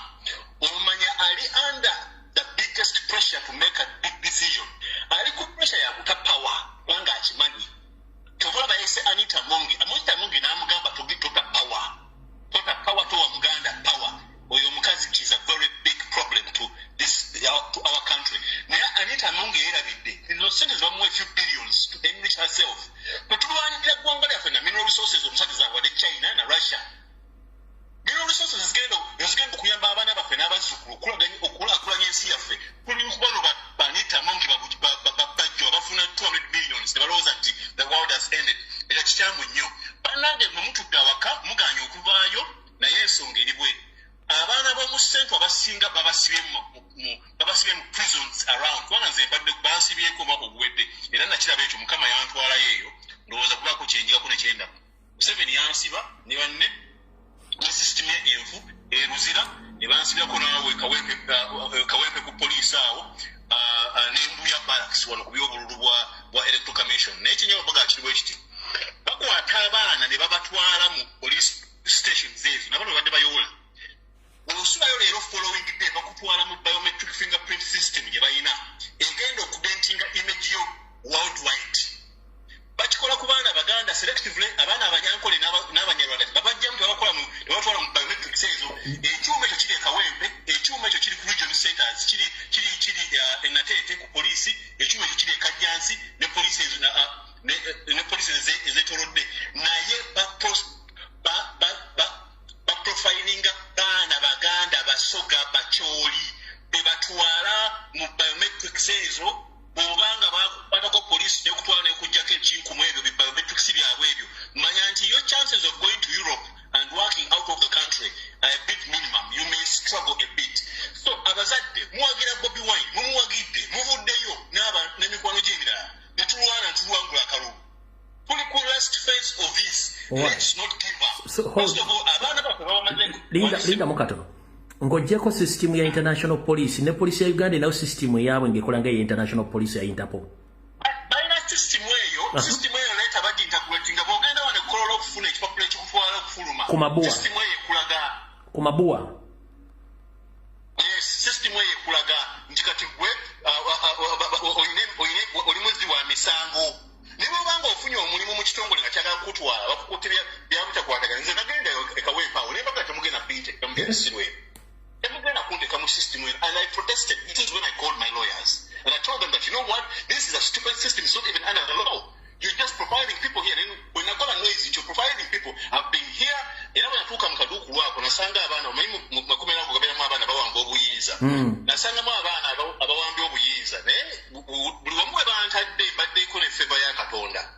Abaana abo bampa space mu executive ekawolipaawo nengezako balwanirira naye poliisi yatyanze oyo omusajja gwe bata nanuka ne police station omunyarwanda ali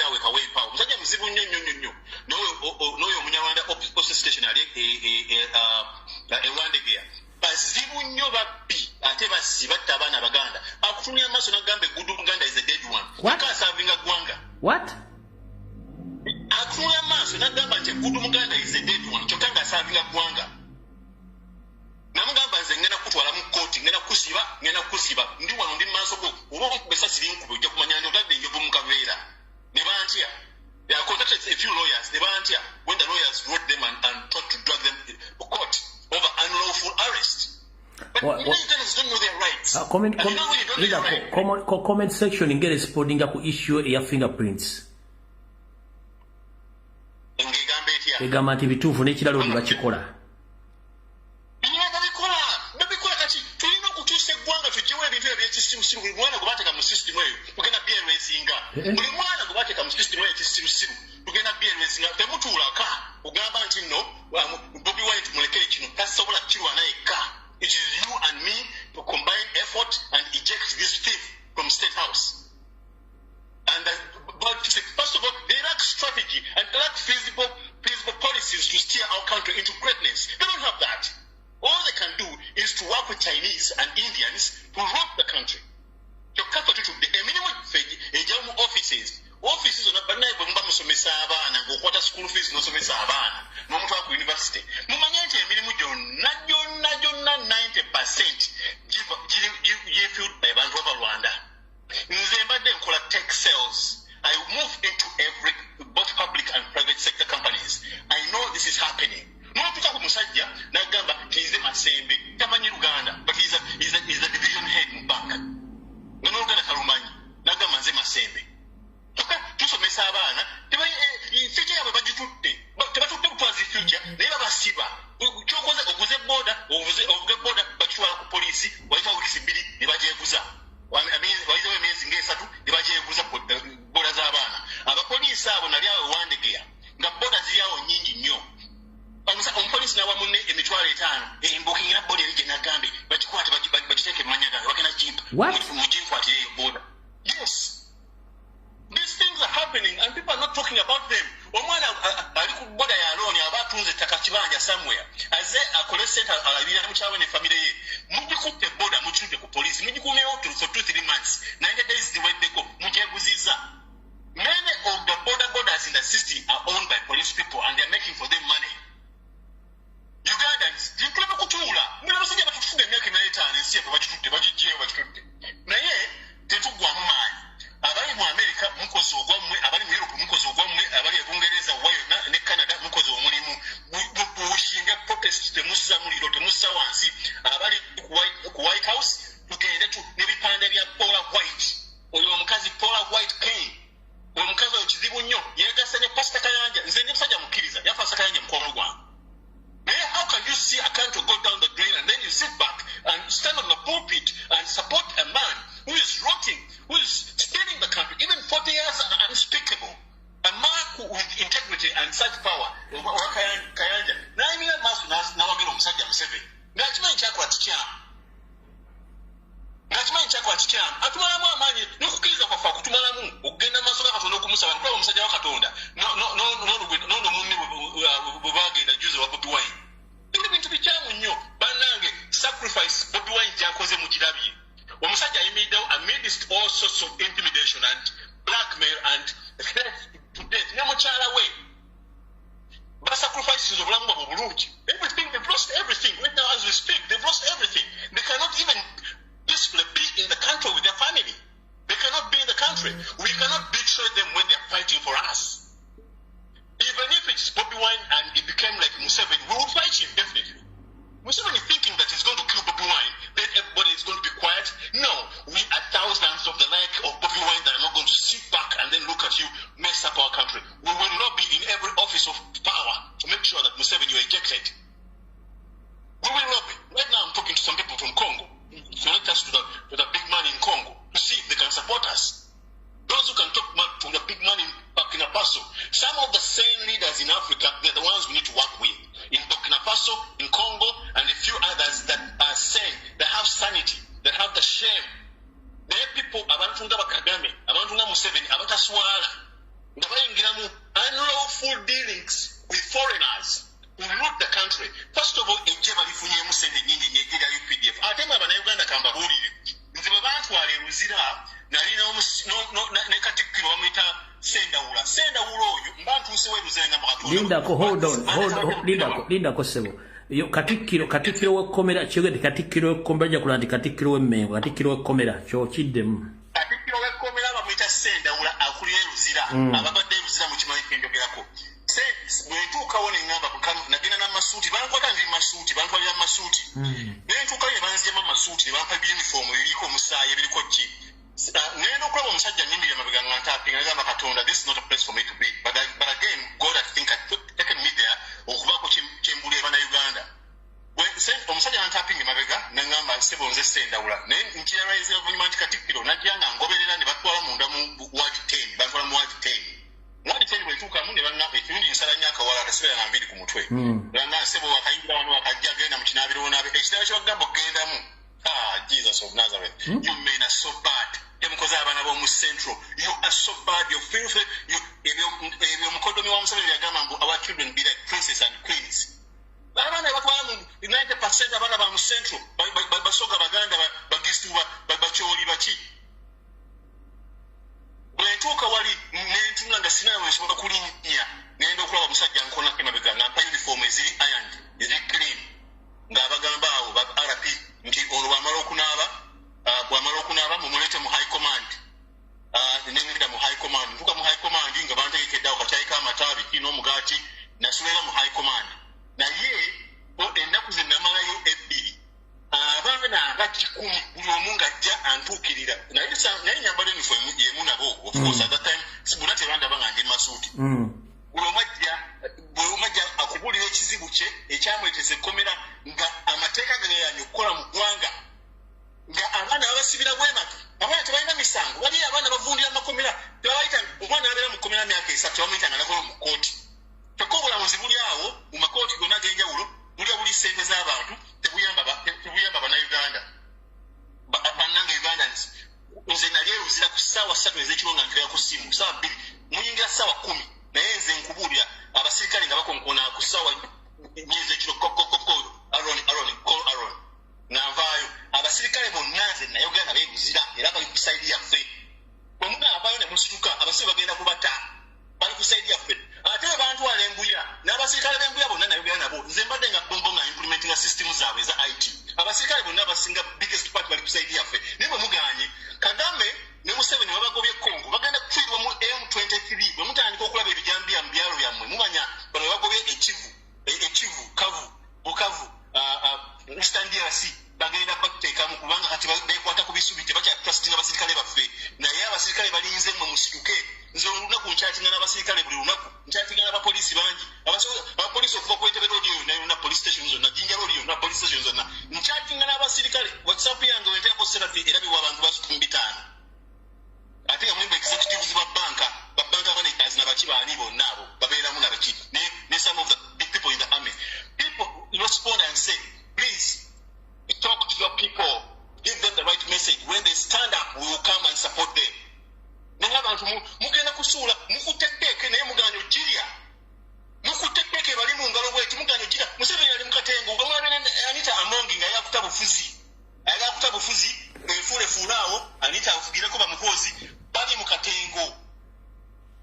Naye n'ekirala kirina okuwoninga president waffe twafunye intel is that talina kwesiga most of the people on his executive committee. Waliwo abantu balina okwedistance nga batalina kumanya kyobola abasirise teboogera abatalina kusembera nnyo waali lwa nsonga abamu bali mu discussions ne government okubeera the weak point okukwata Bobi Wine. Damu statement ye abantu bagulira. Waliwo abantu otolina kugisinkana Bobi Wine abagenda okubeera weak point okukwatirako. Era abantu abo nze nkimanyi kubamanyi president. Tuwadde mu lutalo luno abantu abo tebabakwata nko wadde ku kitogi. Tebabakasukira nako jjinja olina obba oluyi obamanyi. Mr. President, I tell you this because for tufuna information ulina nakugamba nti ebima bya biometrics byaganya okukola tebyakola. Nakugamba gye byava ebya biometrics bya EC. Nakugamba results ziganye watu bajja kusa za kusoma za Bobi Wine nga baziwa asajja. Yeah, that's what happened. So, Mr. President, be careful. We need you. You are our only hope.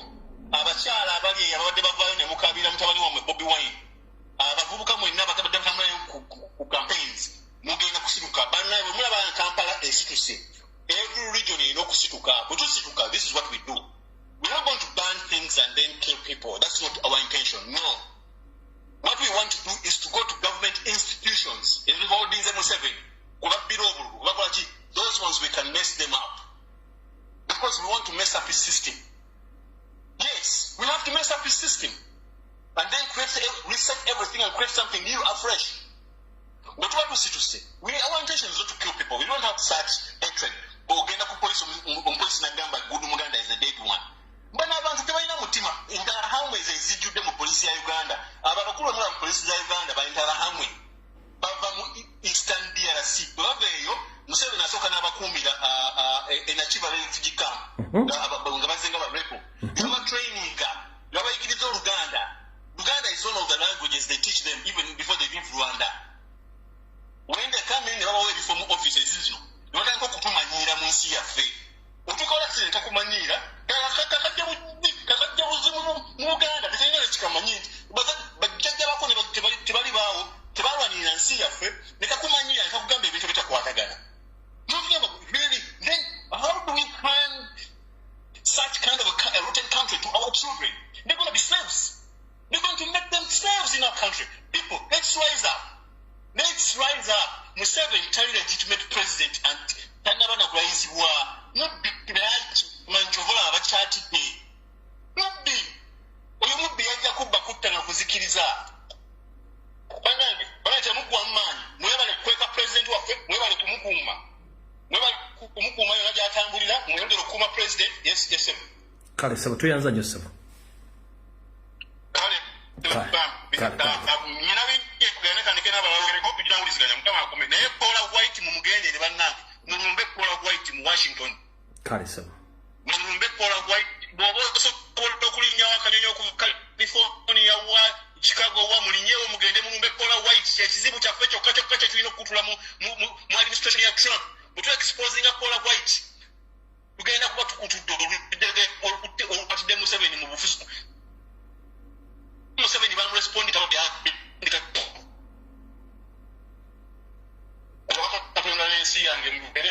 kale mukama akukome. Alright, oyo muwulidde kati waliwo gwe nnoonya wano oba naakwata essimu oyo omumuwulidde mbage musituke tutambule mukole buli kimu kamalo mubuuzaano ayubbize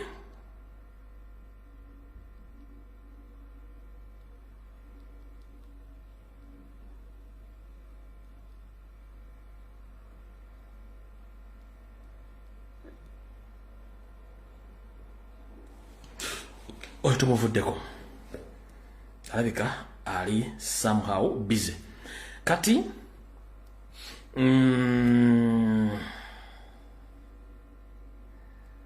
waliwo story gye mwawulidde eyokuba nti Museveni bamukwatidde ssente ze eziri mu buwumbi n'obuwumbi ne properties nga America yakikoze n'ensi za Europe. Wabula information yeyo mwagiwuliddeko nti ssente zino zibadde zimukolera nnyo. Kati bwe nakuba kampuni ey'omukyalo ly'omuna Kenya nga mudaaki nenkuba ne kampuni endala ng'eri mu Makindye omwo kampuni ezi zibadde zibba gondi wa Uganda. Kati waliwo kampuni era gy'abadde akozesa nga kampuni eno mwabadde atereka ssente z'empya n'enkadde wawudova ng'era omwami ono amanaginga ne properties bamuyita Alain Gotez. Alain Gotez ono era ne Rwanda akolayo ki naye alinayo deal. Kati Alain Gotez America yamulondoola dda ne Europe wabula nga America yali emanyi nti omusajja ono nzaalwa yaki nzaalwa ya Belgium ye era nga ekyomukwatawo ng'emanyi nti ejja kulwanaga ne ba alayi baayo. Kati America nemulondoola okumanya ono atambuza atya ssente lwaki alina ssente empya n'enkadde kuba nti ali mu business ali muki ali mu gold refinery. Kati oyo Alain Gotez yono oyo kati n'oyo America yafirizinze properties ze ne cash nenga kasha singo obunja abadde wani abadde wa Nyando kama balagwa mu kifaananyi full picture yoyo oyo musajja oyo bafirizinze business ze zonna properties ne bafirizinga ne center America azifirizinze waki yazifirizinze badde bamuteekako M16 ndio muteekako chaya ndoza ne Musadi ng'emulondoola okutuusa lwe bazudde yono wano mu kifaananyi yoyo mu kifaananyi yoyo oyo niye abadde mukozi wa Museveni ng'abafulumya gold wa Uganda ave Mubende ave Congo buli kimu kati omwami oyo America yamutambuliddeko n'ekizula nti yabadde alina ssente za Museveni zonna ezisinga obungi zabadde ajja mu gold na buli kimu America n'eragira bafirizinga essente ze na buli kimu oluvannyuma lwa America okukizuula nti omwami ono abadde atambulira ku passport ya Uganda nga yeeyita Gettys Allen e Ugandan nga kigambibwa yazalibwa 24 ogwokuna 1965 nga passport number ye eri 0070834 bw'oyina muganda nga akola mu Ministry of Internal Affairs mugamba akunoonyeze bw'okujja nga bagijjeemu nga passport number eri oba A0070834 nga yoyo musajja bamuyita Gettys Allen muna Uganda nga passport ye badde gwako 232 naye America yamukutte oluvannyuma lw'okuzuula nti passport kwabadde atambulira ya Uganda nenga badde bamanyi badiringana mudachi kumbe si mudachi musajja Museveni yamwada passport ya Uganda kwatambulira kwabadde akolera emirimu gye egy'okutambuza gold na buli kimu kyonna kyabadde akozesa okukola ebintu ebyo kazo mukitegedde yoyo Museveni bwato alina companies nyingi ezidde mu bugagga bya Uganda bimalawo yes yeyo webale binti yeyo passport number bakutta America yakutte buli kimu kyonna properties across the world ne hard cash ngali mu millions of dollars ne bazikwata eresazo Museveni ali mu kiyongobero economically batandise omuzingako jukiro nabale tamanyiddwa ndika tebamaze mulondo na bazula passport ye buli kimu kibanda na company jatambuliza mu mali njajibale tindoza if not tomorrow jajiba tunakola company mubada utambuliza gold wa Uganda kati Museveni aina abantu bangi nnyo abaddukanya abatambuza gold wa Uganda nga strict ye Museveni Janet Salimu Sale Mohozi Natasha Diana Patience n'abala nga bali ku mineral resources za Uganda ne ka family ke kati gwenjala kubuza muganda wange botugamba tugenda kulwanyisa Museveni nga tuwadde mineral resources zaffe kikulumira ko luddawa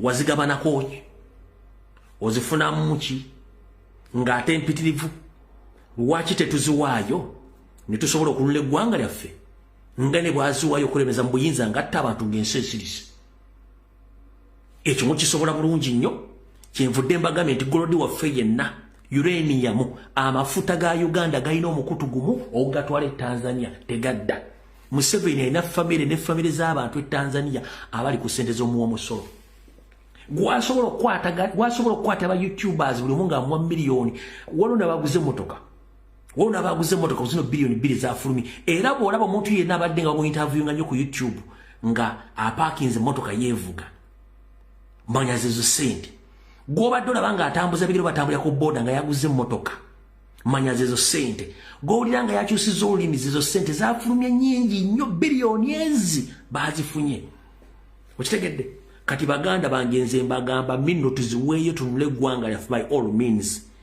bwe bagamba nti baagala kuuma interest za America ne Bungereza zisinga obungi ziri mu security amagye ga UPDF agaliwo origino gajja kukola interest z'abantu abo kuba nabo kibagala mineral resources na security naffe tusobola ogikufuna kubanga weeri so tewali afuna byabugagga bya Uganda oyo mubaleetedde waakusatu kati ova companies n'akabamenyera oyo baamukutta America yakutte buli kimu n'ekikwata n'ekizingako Museveni ali mu kuba ndulu naye ate balina kampuni gye baagala okukyusizaamu ebibugagga ebyasigadde CIA ebyenoonya nga balina kampuni eyo eri mu saidize eri mu makindi omwo era nayo makindi baagala giteekamu ebintu ebisigadde bina properties America ereme bisika kubifuliizinga ne kampuni eyo njagala kukola ki njagala gibawa njagibaweereza olunaku lw'enkya kampuni gye baagala okuteekamu ebintu ebyo ebisigadde mu America byetanakwata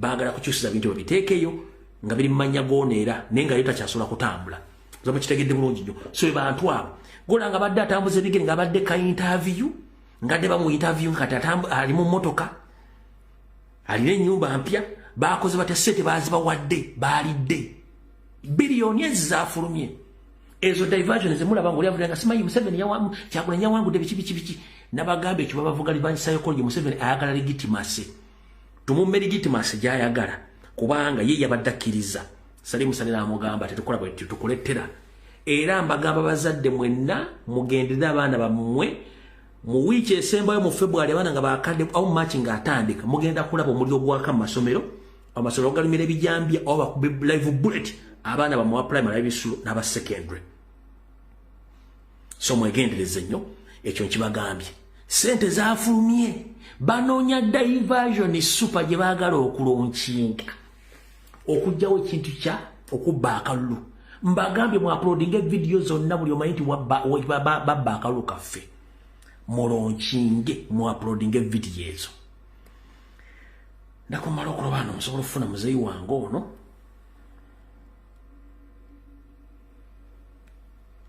nga sirowooza nti kwali taliiko ano kamala okulaba kamukyazeeko olwolumu wano kubanga amanyi history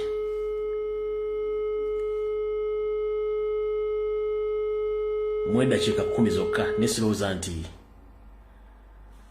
ayinza okubanga mukutte offside nga taliiko bulungi naye kisimu evuga Sebo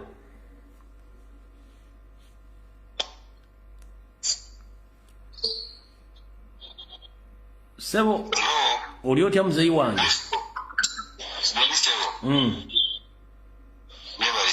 kale wooli osobola okwogera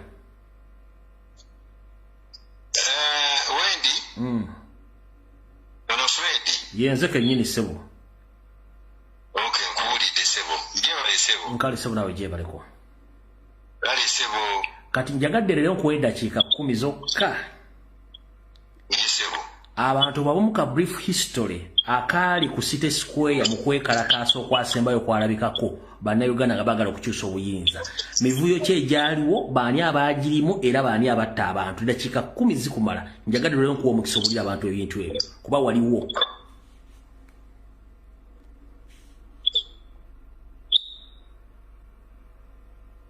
Sebo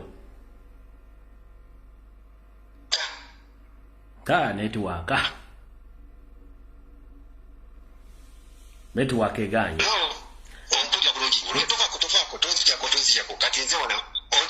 egenda maaso katandika eddakiika ziri 10 zokka zenkuwadde zisigaddeyo genda maaso kwoli Sebo Sebo nkuwulira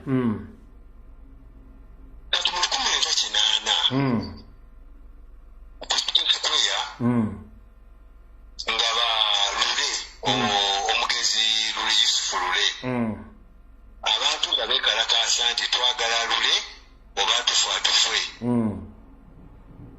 omwami Museveni oyo yatumira ekibinja ekyakuba abantu amasasi awo ku City Square bimundeeba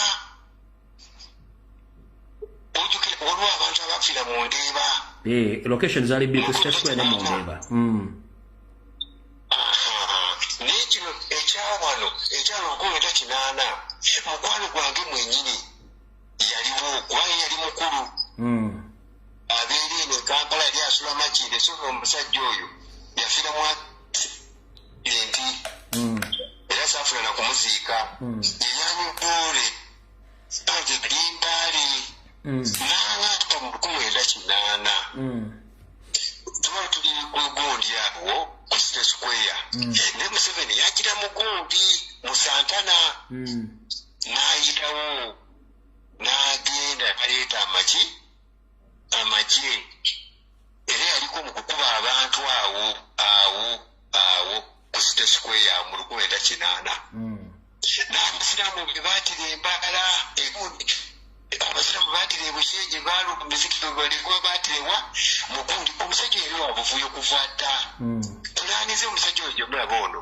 yazipulaaninga kuva dda akakati nakusinga n'abantu abakulu abansingako obukulu abaali babigenda kubanga natandika ebyobufuzi okugira ebyobufuzi nga nkyali mwana muto nga nina emyaka 15 nga mbifoolwenga bulungi nnyo ebyekenyi n'ebya Uganda kubanga nali mu kibuga wakati wennyini n'abasiraamu bwe baatira egundi saidi y'ebushenyi waliwo abasiraamu bwe baatira ebushenyi eyo era omusajja oyo yeyaduumira ekibinja ekyagenda okutta abasiraamu ebushenyi mu 1980 oyo mpaya gy'olaba oyo omusajja yali wabuvuyo nnyo. So kati gwe toli surprised kubikola bye buli mukola mu Uganda kati essa toli surprised nnyo. Nzibula kucenga nti abantu bagamba n'abavubuka ne bagamba banange bino si bipya bino bikadde twabiraba dda naye nga balikuta abantu banange Uganda abaana ba Uganda balikuta abaana baganda bange Allah tutaase naye abasajja balikuta abaana Allah tusaba tutaase banange abaana balikwata abaana babatuka babakola ki tetumanyi kyala kyagenda okuba nange tetumanyi ki ekyagwa mu nsi yaffe mu bitundu gye basinza okukwata n'okutta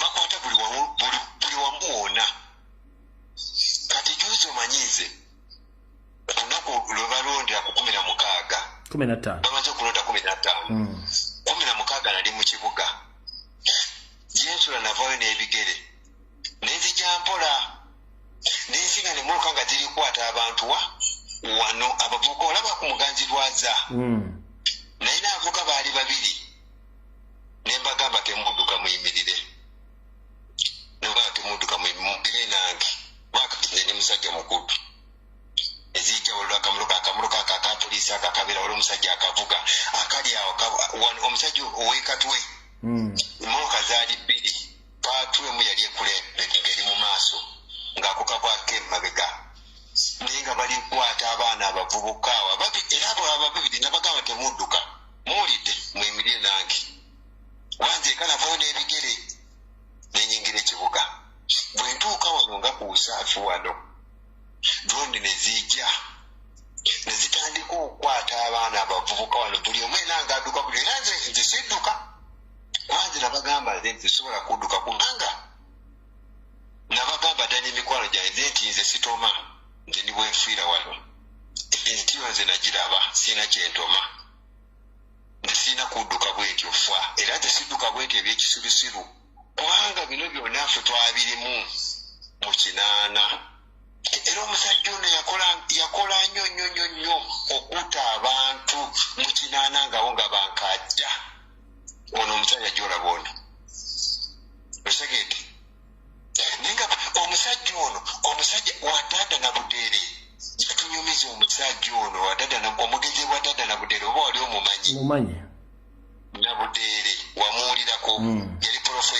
profesa wa dada na budeere yavanga webale ng'akomyewo okuva e Zimbabwe yamuwa $4 million n'akomawo wano kuba yali abeera Zimbabwe nabudeere bw'akomawo wano naga nakola kivuli kye wali ekisomero kye wali abantu babange bweno kati yali agala kumuwa bwe commissioner n'agamba nze oyo omumanyi sisobola kumukolera ndi wampa sente meka emizeeyo gye gyonna ngimanyi era yeyagaana okukwata naawe akabwayi weyawera Stephen Besa yakabwayi egenda maaso webale nnyo weyawera akabwayi wadada na budeere yagaana n'agamba sisobola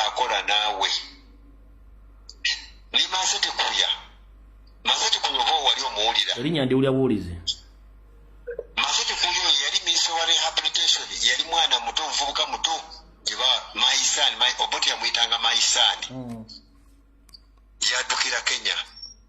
Bwe yaddukira Kenya Museveni ayina amagezi ate akomewo era yakomawo n'amuwa sente ze yamuwa era n'ebigambo byatugamba n'agamba sobola akola na Museveni musajja mutemu n'adduka n'adda e Kenya era yafiira na Nairobi yali asomesa mu Kenyatta University e Kenya na Butere gundi oyo Masete Kuya era yafiira na Kenya n'abaana bukya bava kuno ne badda e Kenya bwagenda tebakomanga wano mu Uganda bonna bali Kenya kuba yababuulira n'abagamba temudda Uganda temujja kusobola Uganda niwabira omusajja gye baayitanga gundi ono Seroni Omusebeyi oba wali wamuwulirako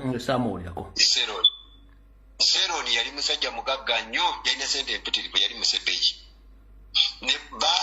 yali nanyini gundi eno kino ekizimbe ekiri wano ekiriraanye gundi ekiriraanye akatale k'Enakasero ekyali nga tourist house okiregedde ekizimbe ekyo tourist house okirabye ekyali nga tourist house olaba okitunulidde mu maaso g'Enakasero ekizimbe ekyo kyali kya Sheroni era era omusajja bamulimbalimba okuva eri e Kenya ne bamuleeta wali akasajja akasebeya kamujja e Kenya ne kamuleeta ne bamutira ekitaali Sheroni yali azaala abaana babiri mwana na mulenzi yalina ebizimbe ku Kenyatta hospital yalinayo gundi ze apartment zaali bbiri era n'abaana abo nabo tebaddanga wano e Uganda kuba yababuulira naye nga temudda Uganda ng'akyali mulamu era abaana abo bali Kenya tebaddanga na wano